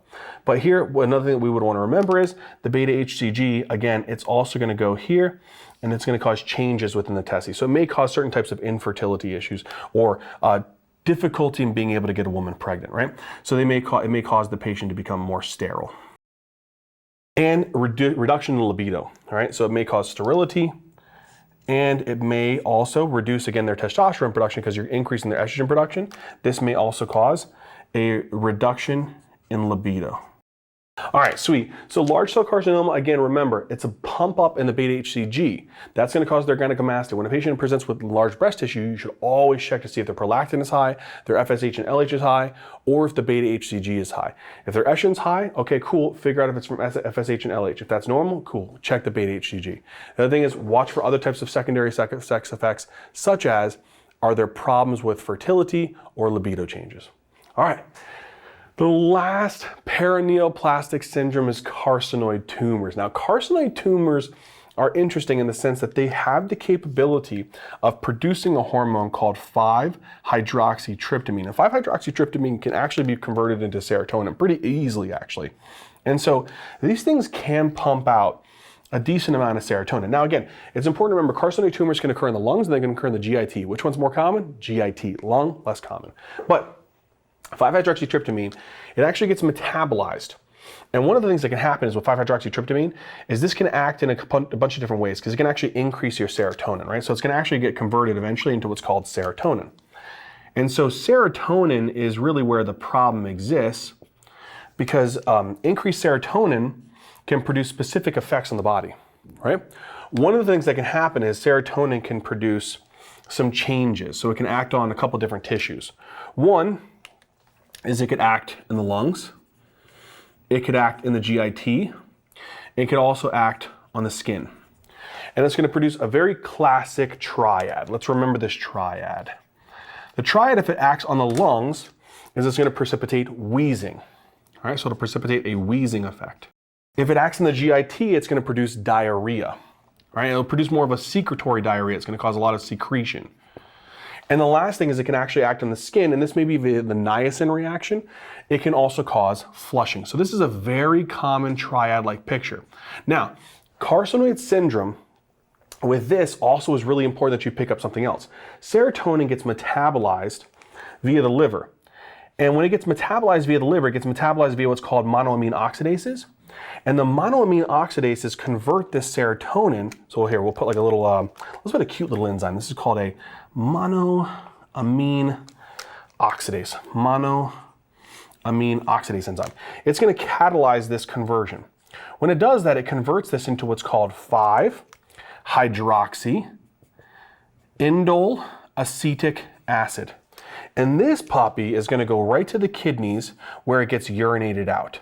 All right, so it goes into the urine. So you'll have high, what's called 5-hydroxy-indole acetic acid in the urine. In the urine. That's actually really helpful because this should not normally be that high. So when a patient comes in with wheezing, diarrhea, flushing, endobronchial obstruction, you think they have a carcinoid tumor, what could you check? Check this level. And if they have a increased 5-hydroxy-indole acetic acid, you can do further testing. There's a bunch of different other tests. We'll talk about that more in another lecture, particularly when we get into the gastrointestinal stuff like cancers. But this one is a really, really important thing to remember. So check this, and if it's elevated in the urine, that can kind of be like a little initial test to see what's the likelihood of them having carcinoid syndrome. All right, cool. That's our paraneoplastics. The last thing that I want to talk about here with complications of lung cancer is the ability of this cancer to have those little cells, those little cancer cells, break off, get into the bloodstream or into the lymphatic system and cause tumors to settle in other organs of the body. Let's talk about that last. All right, so now metastasis. This is really, really important that you have to remember this. So when a patient has lung cancer and they come in and you potentially see that they have features of lung cancer, you get potential imaging. So you start off maybe with a chest x-ray, you say, oh, there's a weird opacity there. Then you get a CT scan of the chest and you get a better characterization. You say, oh wow, there's a big honking mass there. Maybe even see some lymphadenopathy. The next concern is do I start ordering tests for other potential areas that spread? You can. However, a lot of the guidelines say that you should order that test based upon potential symptomatology. A lot of the times we're going to do a PET CT scan to look and see the degree of metastasis anyway. But again, it kind of just depends on the degree of what their chest CT shows us. And the nodes really have a lot to do with a lot of that. So when a patient has cancer of the lung, it can definitely spread. And so the things that we worry about is if these cancer cells, you have so many lymph nodes nearby, right? So you have so many different lymph nodes. And if these things just happen to spread enough that they get into a lymph node, this can spread via the lymphatic vessels, right? And so this can cause these lymph nodes to get really, really enlarged because they can get contained with tumor cells. And so let's just say, for example, that these cancers, they spread via the lymph nodes. Where could they go? Well, you have a lot of lymph nodes that are kind of located along these peribronchial tree, right? So a lot of these are near the hilum, that we have a lot of these lymph nodes. They're near the hilum. And so if you see a lot of these are definitely the ones that are going to get hit the first, right? So when a patient has a lot of hilar lymph nodes that are involved, that's what we define as what's called N1 stage. So N1 stage is when you have a lot of hilar nodes that are positive. So you have positive hilar nodes. And these things are pretty filled with cancerous material. Now, if this spreads, so let's say it starts off here. Let's say you have a tumor right here. And that tumor, again, it's spread to these hilar lymph nodes, right? So the spread to the hilar lymph nodes, that's going to be N1. Now, if it then spread from the hilar lymph nodes into the mediastinum, so now it's still on the same side, so we'll kind of cut this in half. So let's say that I cut this right here in half. Here's the tumor, spread to the ipsilateral hilar nodes. If it then spread into the nodes here that sit in the mediastinum, all right, then it goes here, spreads to this one. That's N2, all right? So N2 is you're involving the mediastinal, so the mediastinal nodes, but it's still ipsilateral, so it's on the same side as the tumor. What happens is when we start moving, so here we have N1, here we have N2, the point where it spreads to the lymph nodes on the other side, so it's contralateral, so it moves over here, spreads to this mediastinal node, or spreads here to these peritracheal hilar nodes, then we have N3. Another thing that could happen is it could spread up above the clavicle. And so if it spreads up above the clavicle, then we have something called supraclavicular nodes. And so the way that we define the last one is N3. And N3 is its supraclavicular nodes are positive, or you have contralateral. It doesn't matter which one, but the contralateral nodes are positive. So if you have supraclavicular nodes that are filled with cancerous material, or your contralateral nodes, mediastinal, hilar, are positive, then you're N3. All right? So it's really, really important to remember because it helps us to determine the stage of the patient's lung cancer. All right? So it can spread via the lymphatics, and if it does, it can cause a lot of lymphadenopathy. Now, if it spreads via the bloodstream hematogenous, right? So then it's hematogenous. This is where we get a lot of other scary things. So let's say that this thing goes and it spreads over here to the brain, or it spreads to the liver, or it spreads to the adrenal glands, or it potentially goes and spreads to the bone. This is the most common organs or sites of metastasis. You remember this via the mnemonic BLAB. So BLAB is for the brain, the liver, the adrenals, and the bone. Now, how would this potentially look? Brain mets, if these cancerous tumors get here, they typically like to involve the gray-white junction. They can kind of be scattered. They can be all over the place. And so this can present a bunch of different ways. This could actually hit an area and cause focal deficits. This could also potentially cause like just generalized symptoms like headache, or in some scenarios, which I've seen in the neuro ICU, it can cause seizures, like a new onset. So you really want to be careful of this. As a patient's coming in with focal deficits and headache and seizures, they may have metastasis to the brain. And you'd probably have to go and get a brain MRI with and without contrast to really see those ring-enhancing lesions. The liver, it can deposit here, and if it does deposit here, oftentimes it doesn't really cause a lot of symptoms. You may get a light increase in the LFTs. So you may have a slight LFT bump, that you want to take into consideration. Just like in breast cancer, you'd have to check for them, and especially ALK-Phos, that may be a little bit bumped, but oftentimes it's pretty much asymptomatic. The adrenal glands, this is another one though. When these go, usually it involves bilateral. So it can cause bilateral mets, right? Bilateral metastasis. And usually this doesn't cause any symptoms. But if it's enough that enough of the mets have incorporated into about 90% of the adrenal cortex, it can happen. It's relatively rare, but you do have to watch out for what's called adrenal insufficiency, right? Also known as Addison's disease. That's rare, but you want to watch out for that. So the patient can start having a drop in their cortisol, a drop in their aldosterone, right? They can have hyponatremia, hyperkalemia, they can have hypoglycemia, they can have hypotension, hypovolemia. It's a really, really nasty disease. The last one is bone mets. If the cancer actually does have the ability to get into the bones, the problem with this is that this metastasis, it can activate, they release things like osteoclastic activating factor and a bunch of other things that cause the activation of our bone cells. And what's going to happen is the bone cells, your osteoclasts, are going to get activated and they're going to start chewing through the bone. And you're going to get all these nasty lytic lesions, right? And these lytic lesions are going to start chewing through the bone. When they chew through the bone, this is going to cause a couple different types of symptoms. One is it can cause pain. The other thing is it can cause fractures, right? Pathological fractures where they have undesirable fractures that occur, and it doesn't usually make sense. And the last one is that sometimes with these lytic lesions, they can chew enough of the bone up that they can liberate calcium from the bone. Especially if you chew enough of this bone up, you can definitely liberate calcium from the bone. So you also want to watch out for elevated calcium or hypercalcemia. So these are the things that you definitely would want to consider, and I'd even consider checking like an alkaline phosphatase as well. So when a patient has metastasis from the lung to other different areas, what are you looking for? Lymphadenopathy is one. Oftentimes, this is not something that's usually going to be easily found like we would in breast cancer where we can palpate a node. This is something that you'd probably pick up on a chest CT, and if it was missed on a chest CT, you could pick up on a PET CT scan, right? The other thing is the other organs, this is usually symptom driven. Now with these, you may not have a lot of symptoms, but with these, you may have a lot of symptoms. So oftentimes what we look for, because some of them can be completely asymptomatic, is doing PET CTs to see if the tumor lights up in the liver, lights up in the adrenals, or lights up in the bone.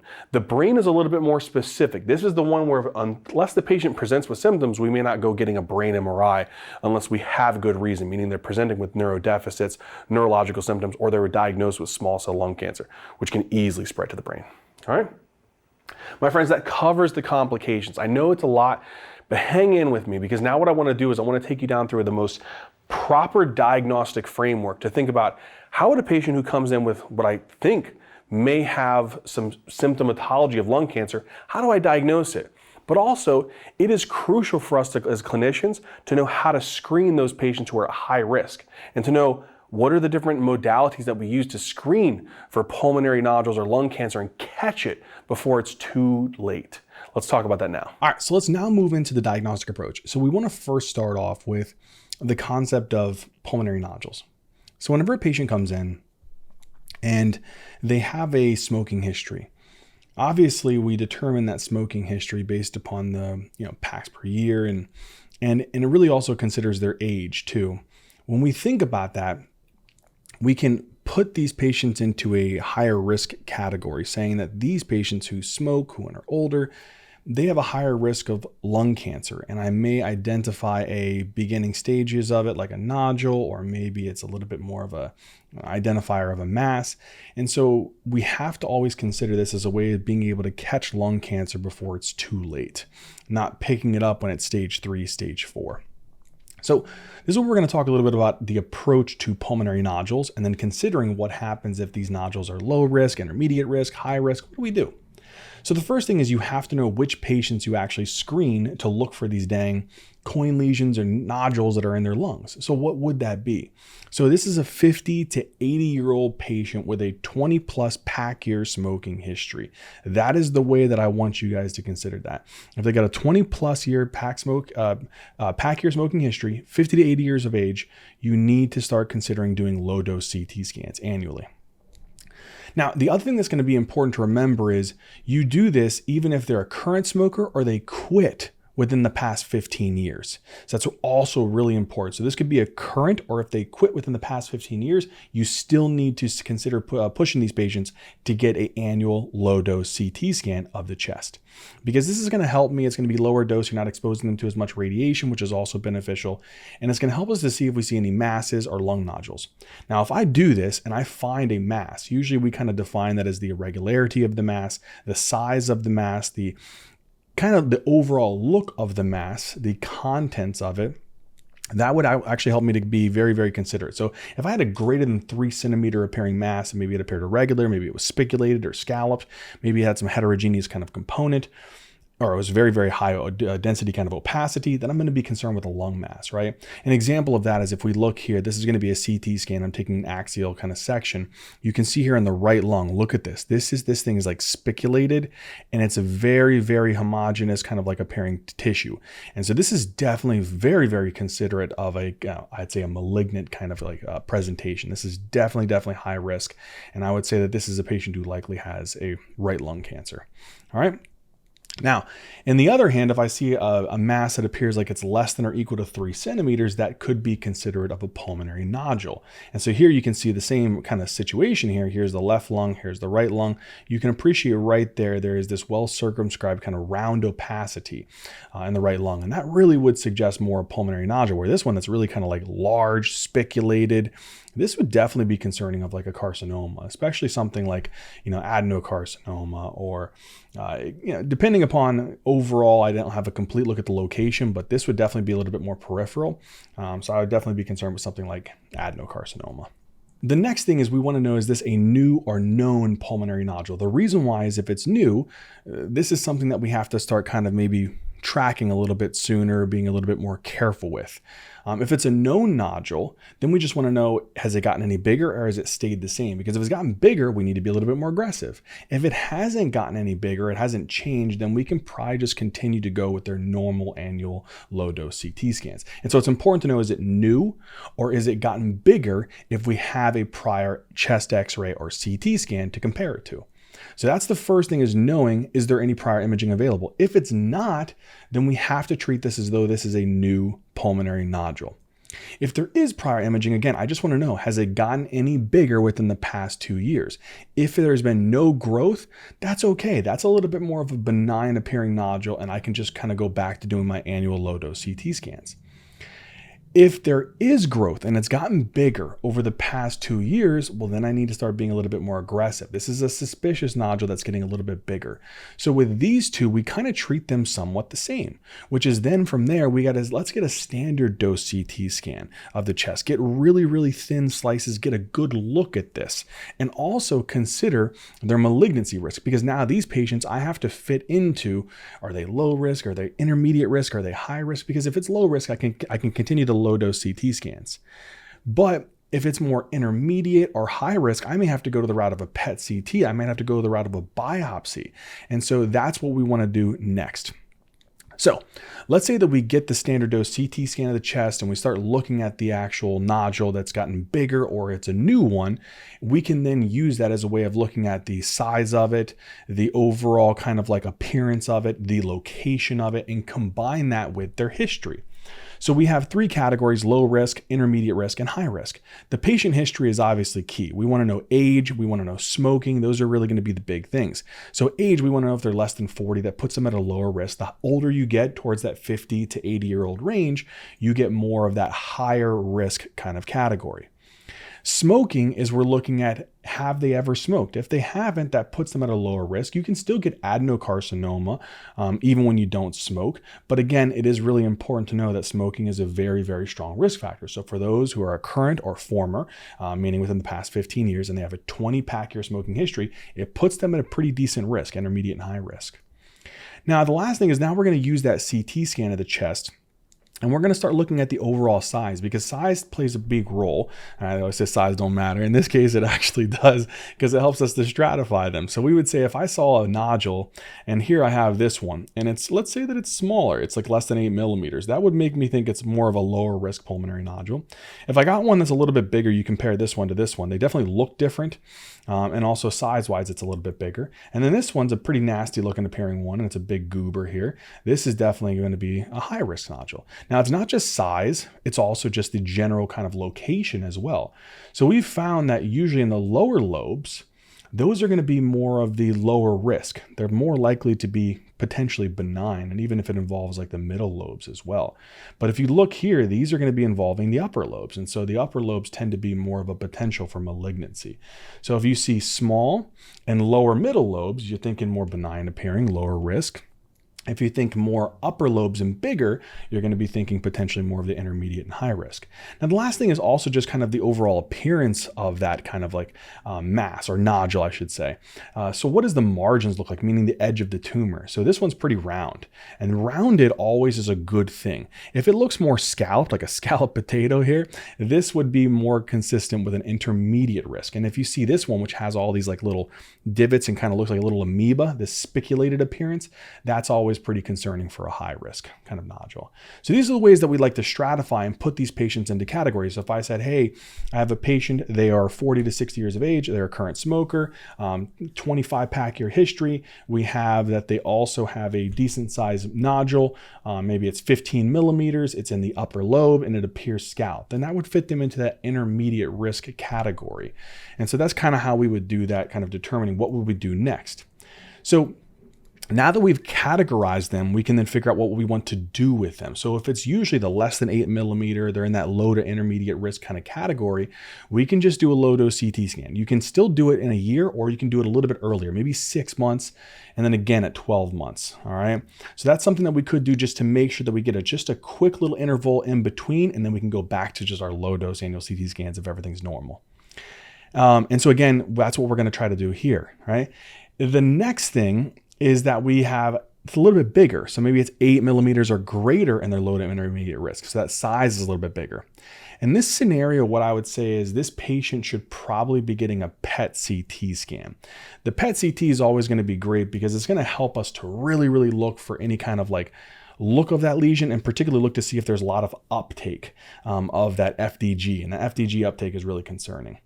If it's a pretty decent sized one and they really have all the high risk features, they're greater than 60, it's spiculated, it's greater than 8, so maybe it's like greater than 20 millimeters, it's in the lower, it's in the upper lobes, they have a current 20-pack year smoking history or greater. These are all things that really put them at risk of a high, having a malignant kind of disease. And so for them, we should just go straight to a biopsy. Now, what I want to say is that sometimes you can get a PET CT, and if you get that PET CT and it shows, look, oh my gosh, here's these like nodules that I have, and they're really taking up all of that tracer. That's really concerning. That means it's a super hyper metabolic type of tissue, and that usually screams cancer. And so for them, I would go straight to a biopsy if I had something like that. So that's really, really important to remember. You get a positive PET CT that shows this kind of like presentation, a very significant uptake in these nodules, you should probably just get a biopsy because there's a high chance it's malignancy. All right. So that's kind of how I want you guys to think about this. So the biggest thing to take away out of this is that you need to know when you screen. If it's 50 to 80, 20 plaque year history or greater, current or they quit within the past 15 years, you need to do annual low dose CT scans. Look at prior imaging if they have it. If it's new or it's gotten bigger, you get a standard CT and then look at the risk stratification. If it's low risk and it's a small one, you just keep doing your CT scans, maybe just a little bit sooner, 6 months. If it's a little bit bigger, low intermediate, you should get a PET CT scan. If that comes back positive, you get a biopsy. If it's high risk and greater than or equal to 8 millimeters, then you should be going straight to a biopsy. If you have the pictures and they don't look like they're any different, they haven't grown, just continue with your normal annual low dose CT scans. It's all a way of being able to make sure that we determine which ones we should go and really be aggressive with and which ones we should just hold back and keep monitoring so that we don't catch this when it's too late. All right, now let's say that we have a patient that we caught this too late. We don't have a patient who's asymptomatic and we're trying to screen. They unfortunately come in with some symptoms. And a lot of the times with lung cancer, it can be relatively nonspecific. They can come in with things like cough, right? Because of an endobronchial kind of obstruction, wheezing and dyspnea. And these are sometimes that when a patient has something like this, you think that they have something else going on. Maybe they have pneumonia, right? That's something you could definitely think about. Maybe they have COPD because they're a smoker. And so oftentimes what ends up happening is with these nonspecific symptoms, you're looking for something going on with the lungs. And so you end up getting a chest x-ray. It's a common initial test. It is not a diagnostic in the sense it's first line. You may pick up something. Oftentimes what happens, this is something that's really, really important to remember, is patients can get recurrent kind of like post-obstructive pneumonia. And that's really, really important. Whenever a patient has recurrent pneumonia in the same lobe, something we talked about on the whiteboard, recurrent pneumonia in the same lobe, especially upper lobes, and maybe they have some type of like hazy opacity. So you can appreciate here on this chest x-ray, you can see that there's kind of like this opacity here, and it may be obstructing a part of the bronchus, which is supposed to be getting secretions and bacteria moving and spit out. If it's not, it's obstructing that, leading to fluid, leading to bacteria becoming static, colonizing. Eventually that can really lead to an infection. And so you can get recurrent pneumonia in the same lobe. That really screams some type of like endobronchial tumor, like adenocarcinoma or like a bronchogenic carcinoma. So that's something I would definitely consider here. So we can definitely appreciate that. Now, if you see a suspicious lesion, it's always important to consider, do they fit the bill? In other words, you can have a patient who has maybe something else that looks like that could be a mass, but you have to consider their history. And so for these patients, you want to know, do they have a heavy smoking history? Are they 50 to 80 years of age? These are going to be patients who are more in that high risk category. So you always want to look at their history. We want to know, are they a heavy smoker? Do they have some of these classic findings that we talked about? And then also be a really good investigator. The things that we talked about on the whiteboard are like the complications. Are they presenting with post-obstructive pneumonia in the same lobe? That recurrent pneumonia in the same lobe really screams lung cancer, especially adeno. Do they have any hemoptysis? This can sometimes present if you have a pretty nasty tumor. Usually it's got to be bronchogenic, so it's got to be somewhere within that lumen. So you can definitely see this in things like squamous cell or small cell, maybe an adeno. Compressive symptoms is another really important one. Do they have compression of the recurrent laryngeal nerve causing hoarseness of the voice? Do they have compression of the brachial plexus causing brachial plexopathy? Do they have compression of the phrenic nerve leading to a asymmetric movement of the diaphragm, right? That kind of problem where you can see it on chest x-ray where they have an elevated hemidiaphragm and maybe some shortness of breath when laying flat. Do they have compression of the sympathetic chain ganglia causing Horner syndrome? So they have meiosis and ptosis and anhidrosis. Do they have compression of the superior vena cava, causing SVC syndrome, causing distension of the jugular vein, causing swelling of the face, the neck, and the arms with that bluish hue to it? These are all things that you want to think about that could be consistent with compressive symptoms from a large tumor. Usually things that are going to be in this scenario, you think about, they're going to be a little bit more centrally and more apically located, which you can see with squamous cell, with small cell, with adenocarcinoma.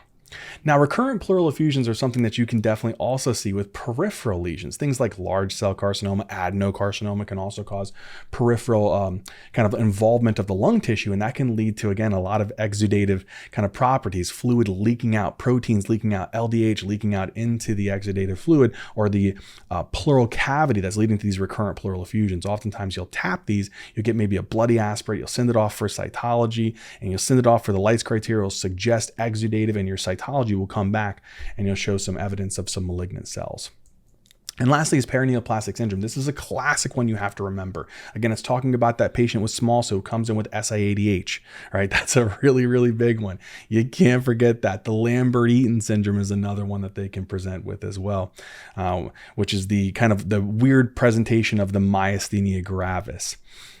You can even present with like a Cushing's type of appearance because they can present with a lot of high ACTH levels. So those are definitely things to think about. Whereas, the squamous cell, they present with the hypercalcemia. And so these are definitely things I would kind of try to put together. If you have a patient who comes in, they're a heavy smoker, they have some of these nonspecific symptoms, they've had recurrent pneumonia in the same lobe, they have now also, you see on their BMP, a low sodium. And you also notice they have Cushing-like features. And then on top of that, they also have maybe some compressive symptoms like recurrent laryngeal nerve or maybe some phrenic nerve. That would make me start thinking about a tumor that's in the lungs that's causing a lot of these problems. And then from there, I got to get one of the best tests to really determine that. A chest x-ray is not going to be the one. Chest x-ray may show me an abnormal like opacity, but the CT scan is going to be the best. And what it's going to really do is it's going to help me to elucidate the overall look of it. Look at this nasty looking mass here in the right upper lobe. So this is a really, really nasty looking mass, and it's definitely a decent sized one. It definitely has an irregular type of appearance. It's super decent sized, and it's likely causing some obstruction here, which can definitely lead to pneumonia in a lot of these patients as well. But this is pretty concerning. That's a pretty scary looking one right there. So that's definitely a lung mass. Another thing that you can sometimes see on the CT scan is you may be able to see if there's any lymph nodes involved, like any hilar lymph nodes involved or other associated lymph nodes, because that can help you to determine if there's a significant amount of beginning of kind of some local spread or metastasis. Now, once I see this, it's straight to a biopsy. You got to get a biopsy, but the biopsy, the way that we do a biopsy on a viscera like this, kind of depends upon where the lesion is. So if it's centrally located like this one is, I'd probably just do a bronchoscopy, and then you can go down there and you can do a biopsy of that tumor, especially if it's in the lumen. And so you're basically taking a bronchoscope, you're going to run that thing down into these bronchi, and you can't get super far. You can probably maybe get to like the secondary, maybe tertiary bronchi, but that's pretty far down. You're going to get down there and you're going to see if you can find that tumor endoluminally, and you're going to help to take a piece of it out and then send that off to pathology, right? So that's what I would say is the best thing to do for a centrally located lesion is a bronchoscopy with a biopsy. Now, if it's more peripherally, so it's towards like the wall, towards the chest wall, then running that bronchoscope, you're not going to be able to get that thing far enough down to like the level of where you want it. You need to go from the outside. And so we can do CT guided fine needle aspirations where we use things like CT scans to locate and pinpoint that, and then use real time. We can stick a needle down through the chest wall and then help to pull that actual sample out with the biopsy needle. So that's something that we can try to do there. Another one that's pretty aggressive, we don't really do this unless it's truly something that you can't do with a CT guided FNA, but you'll do a VATS, a video assisted thoracoscopic surgery. And you'll go in literally and you'll try to utilize a different source where you can visualize the mass, and you'll take forceps and take a piece of that actual tissue out. This one's pretty aggressive, but you can do this for decent sized, I'd say a little bit more complicated cases. It should be a CT guided FNA first. This would probably be a little bit more of the latter one in a complicated patient. All right. Now for the pleural effusion, which is still kind of peripheral, but they don't have maybe a obvious peripheral lesion, or maybe they do, but you have maybe a peripheral lesion with a malignant associated pleural effusion, you can tap that and you can pull it off. And if it comes back positive with a bloody aspirate, which show a little bit of more of that malignant cells, that's stage 4 lung cancer. So you definitely can do that with a thoracentesis. And so again, let's say that they had a tumor here, they had associated pleural effusion that was kind of accumulating some bloody cells. You could take your needle, pop right in, take some of that sample off, and then send it. And if it comes back positive with any kind of malignant cells, you have right there, you have cancer. And so from there, we then say, okay, let's take all of these different samples, whether it's the bronchoscopy or biopsy from the central lesion, the CT-guided FNA or the VATS from the peripheral lesion, the cytology from the thoracentesis from the pleural effusion. Let's send it off to the pathologist, have them take a look at it, figure out what type of cancer it is. Is it large cell? Is it small cell? Is it squamous cell? Is it adeno? Is it carcinoid? All of those things. And sometimes we even throw in immunohistochemistry. This is a little bit more for your step 1. I wouldn't say that you're going to get as heavily tested in this in the step 2, but I'm going to briefly kind of recap it in the sense that when we think about carcinoid tumors, they're really well differentiated. It's a neuroendocrine type of tumor. Neuroendocrine tumors usually present with on a stain, they have a chromogranin A that comes up positive. And there's another tumor that's kind of similar to carcinoid tumors called small cell. They're also neuroendocrine tumors, but they're very, very poorly differentiated as compared to the carcinoid tumors. But if you look, it'll still have that chromogranin A stain. Then we have squamous cell carcinoma. Squamous cell carcinoma is going to be squamous cells. They're going to have these keratin pearls, these bright pink kind of appearing kind of like lesions that you'll see on the actual histology. Again, that's going to be more step 1. What I do want you to know is that if you test the immunohistochemistry, it'll come back positive for a specific molecule called P40 that'll be positive there. Now with adenocarcinoma, this is going to be glandular cells. They're going to have tons and tons of mucin staining. And when you check the immunohistochemistry, it should be for the TTF1. And lastly, there's large cell carcinoma. These will have these poorly differentiated large cells, and you shouldn't have any chromogranin A. You shouldn't have any P40 that comes positive on this one, or even any TTF1. So from there, we've said, okay, we took the actual sample, we send it off to the pathologist. They'll give me the diagnosis of the type of lung cancer.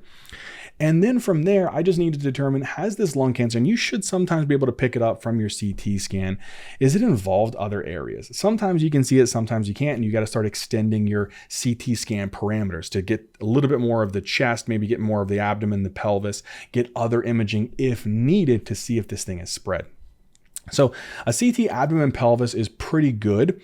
The literature is actually starting to suggest that the PET CT is even better, because you can still do the CT chest, abdomen, pelvis, and then if it really doesn't give you anything, sometimes PET CT is good for picking up some things that you couldn't see. It's a little bit more occult. It's a little bit harder to see. So the PET CT scan would probably have the better sensitivity, but oftentimes we just go with a CT abdomen pelvis first.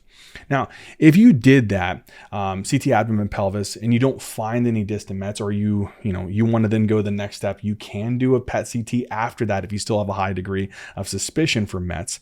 But if there's no distant mets, then we say that that's usually stage 1 to stage 3 non-small cell lung cancer. So that really only includes the ones that we talked about, which is going to be, again, in this case, it's going to be your adenocarcinoma, your large cell, and then your large cell and squamous cell. Those are going to be the primary ones that I want you to remember for your non-small cell lung cancer.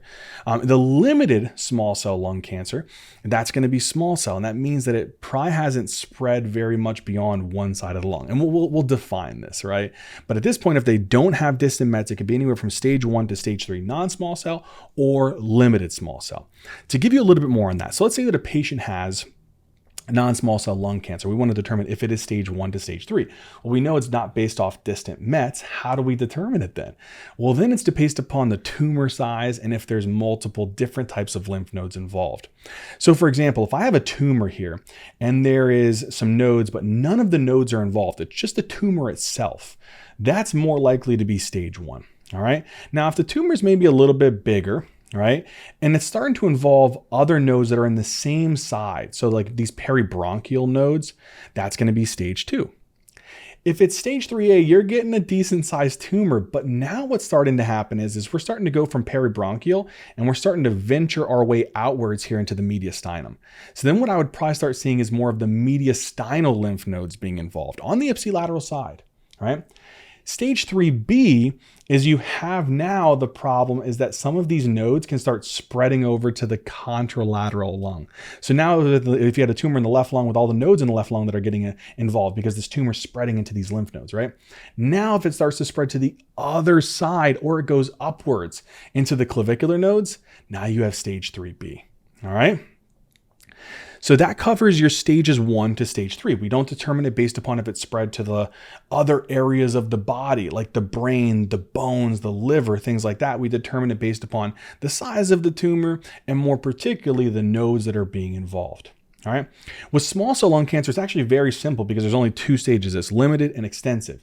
And limited is simple. That tumor and the nodes, it's only in one side of the lung. So you could have a tumor that's gargantuous and you could have nodes that are involved in that entire lung. But as long as tumor hasn't gone to the other lung, the nodes haven't spread to the other lung, it hasn't distantly metastasized, you have limited stage small cell lung cancer. All right. Now, when we have distant mets, now we're talking about a potential problem here. So that means that this tumor has gotten into the bloodstream and it's spread to other organs. A very common one is the bilateral adrenal glands. Look at these, they're gargantuous. So your adrenal glands are like just cantaloupes down there. This is very, very consistent with metastasis, especially if it's bilateral. If you got adrenomegaly and it's bilateral, you should always be concerned about this kind of presentation about a metastasis, right? Another one is hepatic metastasis. You can see all these like hypodense kind of lesions here on CT scan. They're super scattered. This is pretty consistent with hepatic metastasis as well. And then here we got a bone scan because it hits the bones. It loves the liver, loves the adrenal glands, loves the bones. You're going to see here there is a primary tumor. Look at all these areas that this dang thing is spread to. So it's involved a lot of different types of bones, some of the pelvis, some of the vertebrae. So they're probably going to have some bone pain, some increased alk phos. Those are definitely things that I would say this is distant metastasis. So when you got distant mets, now it's stage 4 or it's extensive. That's pretty much how we kind of get to this point. So we got stage 4 or we got extensive small cell lung cancer. All right, well, let's say how do we determine stage 4? It's usually if it's distant mets. There is other ways. And so I just need you to know that. We don't always just base it on distant mets. Sometimes the exam will say distant mets is the biggest reason. But it also could be due to, let's say here, I consider that I have a tumor, right? And it started to spread to other nodes, but I'd say the biggest one here is it started to distantly metastasize. But what if this tumor broke off, went through these nodes, and went to the other side? Oh, tumor in the contralateral lobe. That also is stage 4. So if you have a tumor on one side and it's spread to the other side, that's stage 4 lung cancer. The other one is if it broke through and got into the pleural cavity. So you got pleural invasion, dude. That is stage 4 non-small cell lung cancer. All right. So we got an idea of the stage 4 now that it's distant mets, but it's also if the tumor went to the other lobe or if it went to the pleura. For extensive, we had a tumor that was here and it was a big honker. And if it distantly metastasized, that was one reason we said it could be stage 4. But it's the same concept. If these nodes go beyond, or you get a tumor in the contralateral lobe. Now this one, usually small cell doesn't get close enough to the pleura to ever cause pleural effusions, but it is going to be one that it can spread to the contralateral lobe or involve nodes of the contralateral lung. So if you got a contralateral tumor or you have nodes in the other lung, it's beyond the hemithorax. We now have extensive small cell lung cancer. All right, so those are the ways I want you to think about it. So it's not just distant mets, it's if the tumor's in the other lobe, or if the pleura got invaded. That's the big thing to remember. For extensive, we just say, did the nodes go also to the other side as well? All right, cool. Now that we've hit that, my friends, we've covered a decent chunk here of staging. The next thing that's also important to remember when it comes to staging is we determine how we're going to kind of treat these. And we're going to get into it a little bit, but we just say how likely these patients are to get surgery depends upon their stage. Stage 1 to 3A, we can say pretty decently that with stage 1, stage 2, you could go straight to surgery for these patients. With stage 3A, we may have to shrink the tumor down a little bit, give them some neoadjuvant chemotherapy, and then do surgery. But there's always a chance of resecting those, especially if they do well to the chemo and the radiation. With these, it's not often likely that they're going to respond well to chemo and radiation. They're probably going to need chemo, radiation, immunotherapy, different types of targeted therapy as well. So these are not usually resectable. All right. Now, one other thing that is really important to remember is the brain is a very common area for the lung to spread to. So if they have small cell lung cancer, you should always have a high degree of suspicion of it spreading to the brain. That's probably the biggest one. So small cell lung cancer, you should probably consider checking these patients for a brain MRI. If they got stage 4, that's also a risk, but definitely not as high as small cell lung cancer. But the biggest one is if they present with neurological symptoms. You should definitely get a brain MRI.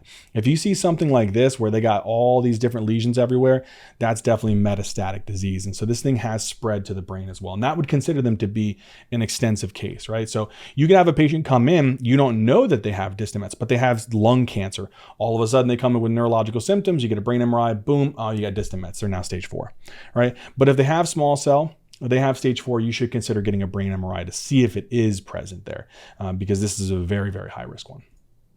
All right. Now, last thing is, if a patient has stage 4 non-small cell lung cancer, it's also really important at this point, because they're not resectable. We need to know what's the best kind of targeted therapy or immunotherapy that I can use for this patient, because that's really when we talked about the EGFR, the ALK rearrangement, and there's another one that we'll discuss a little bit called the PD-L1, which is the programmed death ligand, which is really, really important in determining how T cells are either going to be, not to be weird, but like turned on or turned off, and that determines if they're going to kill the tumor cell or not. These are really, really, really important things to remember. So we should always get these like molecular genetic testing to see which one should we actually treat these patients with. So for example, if they have the EGFR mutation or the ALK rearrangement, those are going to respond well to targeted therapies like the receptor tyrosine kinase inhibitors. Those are going to be really, really good ones that we'll talk about. Osimertinib, alectinib, those are going to be best for those scenarios. If they have the PD-L1, kind of like involvement, and it's a little bit higher, these are patients where I should target their PD-1 on the T cells. And that's something where pembrolizumab is really, really good. And they're going to respond to immunotherapy. So depending upon these, determine which type of drugs we'll give. If we're going to target the receptor tyrosine kinase, or we're going to target the PD-1 protein that's on the actual T cells. And so these are definitely really, really important things to remember. Whew, that was a lot, right? All right, so that's really taking into consideration a patient who presents with symptoms, and maybe it's non-specific, but you find a mass, you get to that point, you say, what do I do? How do I biopsy it? Okay, I have biopsy, I found the type of tumor, how do I stage it? Okay, I found that they have no distant mets. Well, how do I know if it's stage 1, 2, 3, A, 3, B, or limited? Okay, I've done that based upon the lymph node involvement, and if, that's the primary thing. And then, okay, they have distant mets, that tells me if it's stage 4, if it's extensive. But there's also other things like pleural invasion and contralateral lobe tumors and nodes in the other one that could make me think that it could also be stage 4 or extensive. And then from there, I got to say, if it is non-small cell lung cancer, how do I know if it's going to respond to targeted therapy or immunotherapy? Lots of stuff, right? Let's move into the treatment of lung cancer. So we're going to dig into non-small cell lung cancer first. With non-small cell lung cancer, there's obviously different stages, stage 1, 2, 3A, 3B, and 4. We need to have an idea of what is the goal in treating these dependent upon that stage. So stage 1, again, you're talking about you're having a tumor, and usually no kind of like nodes are involved. What is the primary way that we treat this is surgery. And there's different ways that we can surgically remove this tumor. We can do like a wedge resection. We could do a segmental resection. We could do a lobectomy where you remove the right upper lobe in this case, or you could remove the entire lung. So that's pretty aggressive to do in stage 1. Oftentimes just a wedge or segmental resection may be just the way to go with a stage 1 non-small cell lung cancer. Now, another thing that's also really important is you can consider in patients who maybe aren't surgically fit, because what you have to do is you always have to see if these patients are medically able to survive, I'd say, or do well with a surgical resection. And oftentimes that depends upon what their pulmonary reserve is. You're removing lung tissue, so you can take away some of their pulmonary reserve. So oftentimes we'll do pre-surgical PFTs to see where they're at. And based upon those PFTs, there are multiple kind of like if they have multiple comorbidities and how well they'll do, will determine if we do a surgery or if it's really not a good idea and they're not really about doing a surgery. Maybe they want to go the non-surgical option. You can do a stereotactic ablative radiation therapy where you literally target on that tumor and you hit it with radiation to try to be able to shrink and kill some of those tumor cells. So that definitely is an ideal way if you don't want to go the operating route. You don't have maybe that PFT reserve, then they won't do that. They'll usually go to an SABR. All right. Now, stage 2 is you got the tumor, you got some peribronchial kind of nodes that are involved now. And so this one, again, surgery is going to be the best way to go. And I would say that's going to be preferable. The other thing is that afterwards, you can hit them with some adjuvant chemotherapy. Now, the chemotherapy agents of choice in this scenario is usually going to be cisplatin and etoposide. And again, you can use it adjuvantly, meaning that you use it after they get the surgical procedure. So after you get like a wedge resection, a segmental resection, a lobectomy, depending upon the severity of the tumor, how invasive it is, you will then follow it up with a couple different cycles of cisplatin and etoposide. All right. Now, stage 3A is we got a tumor. It's a decent size. It's starting to involve mediastinal lymph nodes on the same side, some peribronchial nodes. It's getting a little bit more aggressive at this point. You can still do surgery, but at this point, we want to start shrinking that tumor.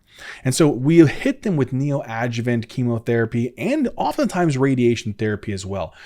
Goal is to get the tumor to shrink down, get a little bit better, get them to the point where we can do surgery. See if it's resectable. So you're going to do your best, shrink the tumor down, see if you can get them to be a resectable candidate, then send them to get the surgery. After the surgery, follow up with a couple different cycles of the same chemotherapeutic agent. So you'll hit them with chemo, radiation, cisplatin, etoposide, radiation therapy, shrink the tumor, cut it if able, and then follow up with adjuvant chemotherapy.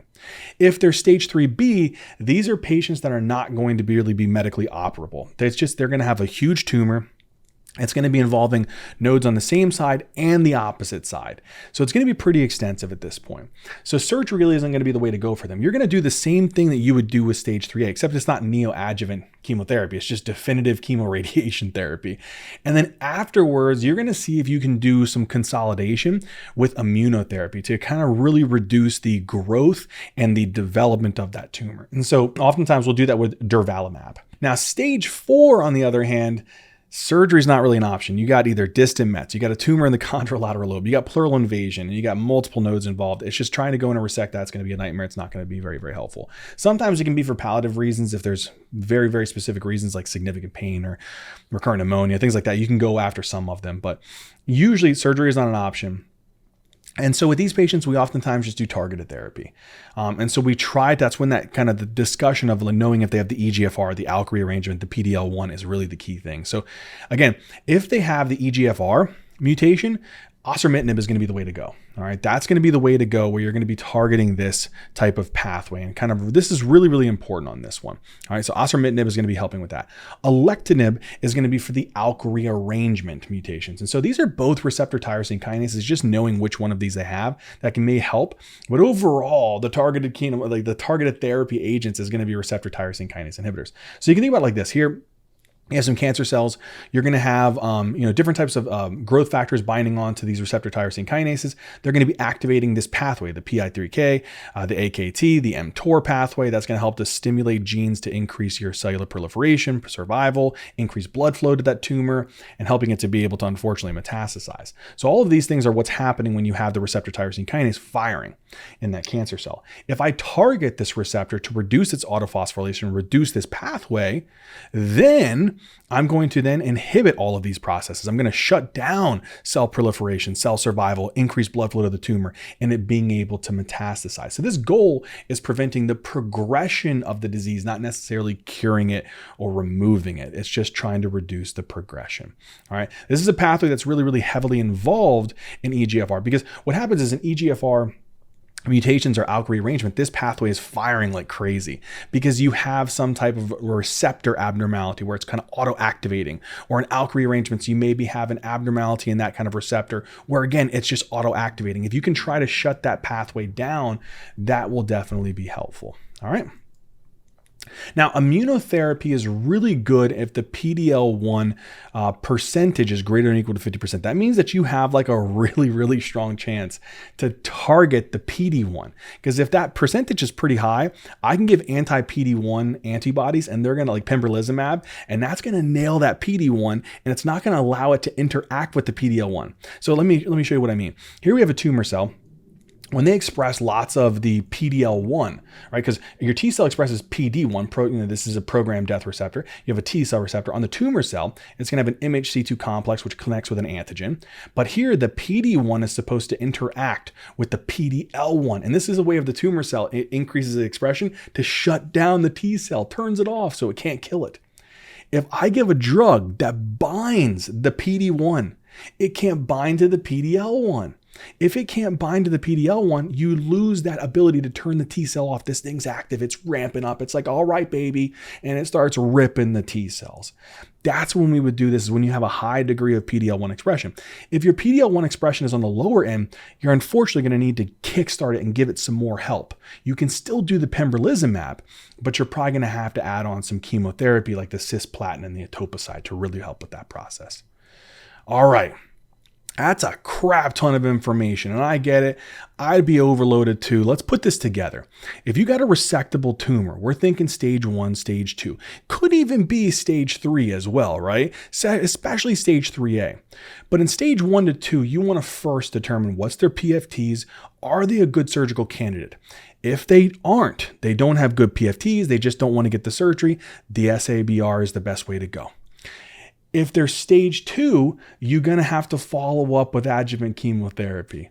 If they're medically operable, they're a good candidate, good PFTs, they want the surgery, you'll then go the surgical route, whether it's the segmental, the wedge resection, the lobectomy, the pneumonectomy. That's pretty aggressive, but we would do those and then follow it up with adjuvant chemotherapy if they're stage 2. Now, again, if a patient's stage 2, oftentimes they're going to get surgery more likely than the SABR, but you still can get this in stage 2. All right. It's going to be more common to get the surgical procedure. Now, if they're theoretically unresectable initially, that doesn't mean that stage 3A can be resectable, but you have to see if it is. So let's say that it's theoretically unresectable.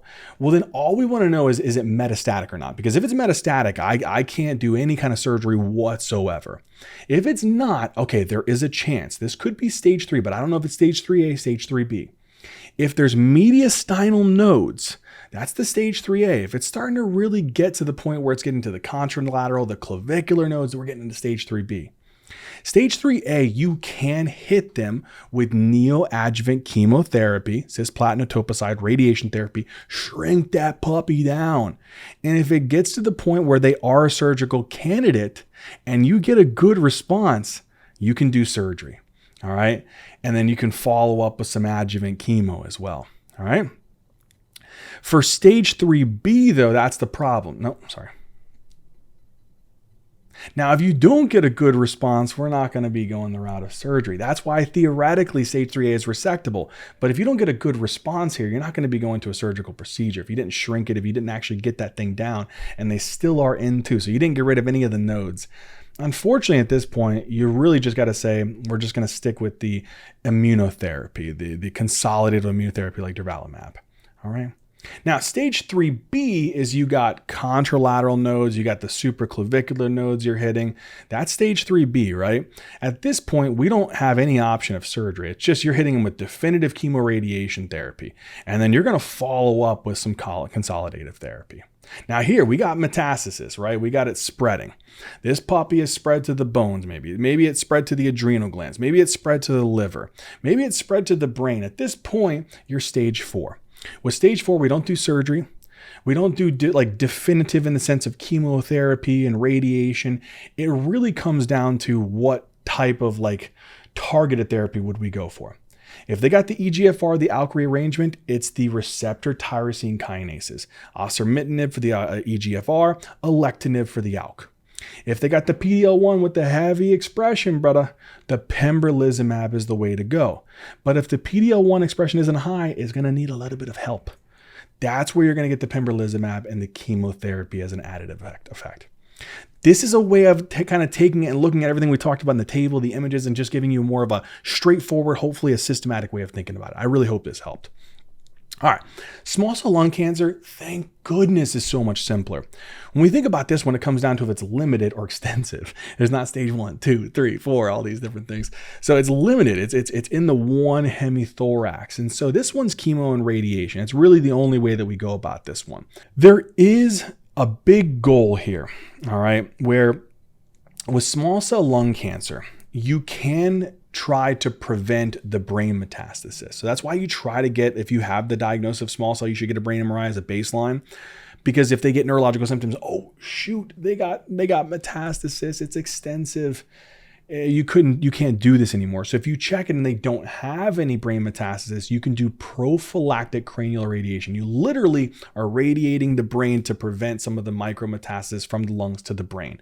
And so this is a very, very, very high yield to remember that for limited stage, always try to consider prophylactic cranial radiation with the goal of trying to mitigate and prevent, to a degree, brain metastasis. Now, extensive, it's chemo. Radiation therapy isn't really going to help at this point. What can be considered as immunotherapy. So immunotherapy, atezolizumab, is very interesting. It's a PD-L1, an anti-PD-L1 antibody. So remember, the PD-L1 is the one where it's on the tumor cell, right? So you got your T cell expressing the PD-1, the T cell receptor. You get the tumor cell expressing the MHC with the antigen, and you got it also expressing the PD-L1. From here, if I give a drug now that blocks the PD-L1 on the tumor cell, now the PD-1 can't interact. That still activates the T cell, starts getting ready, it's getting cooking, and it kills that tumor cell. Boom, baby. That can help. That can help to reduce the growth of the tumor, reduce the kind of extensive growth and nastiness of that small cell lung cancer.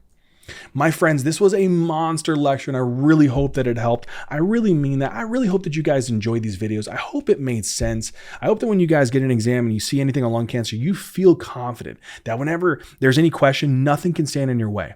Man, I love you guys. Thank you guys for being so supportive, and just love you as always. Until next time, my friends.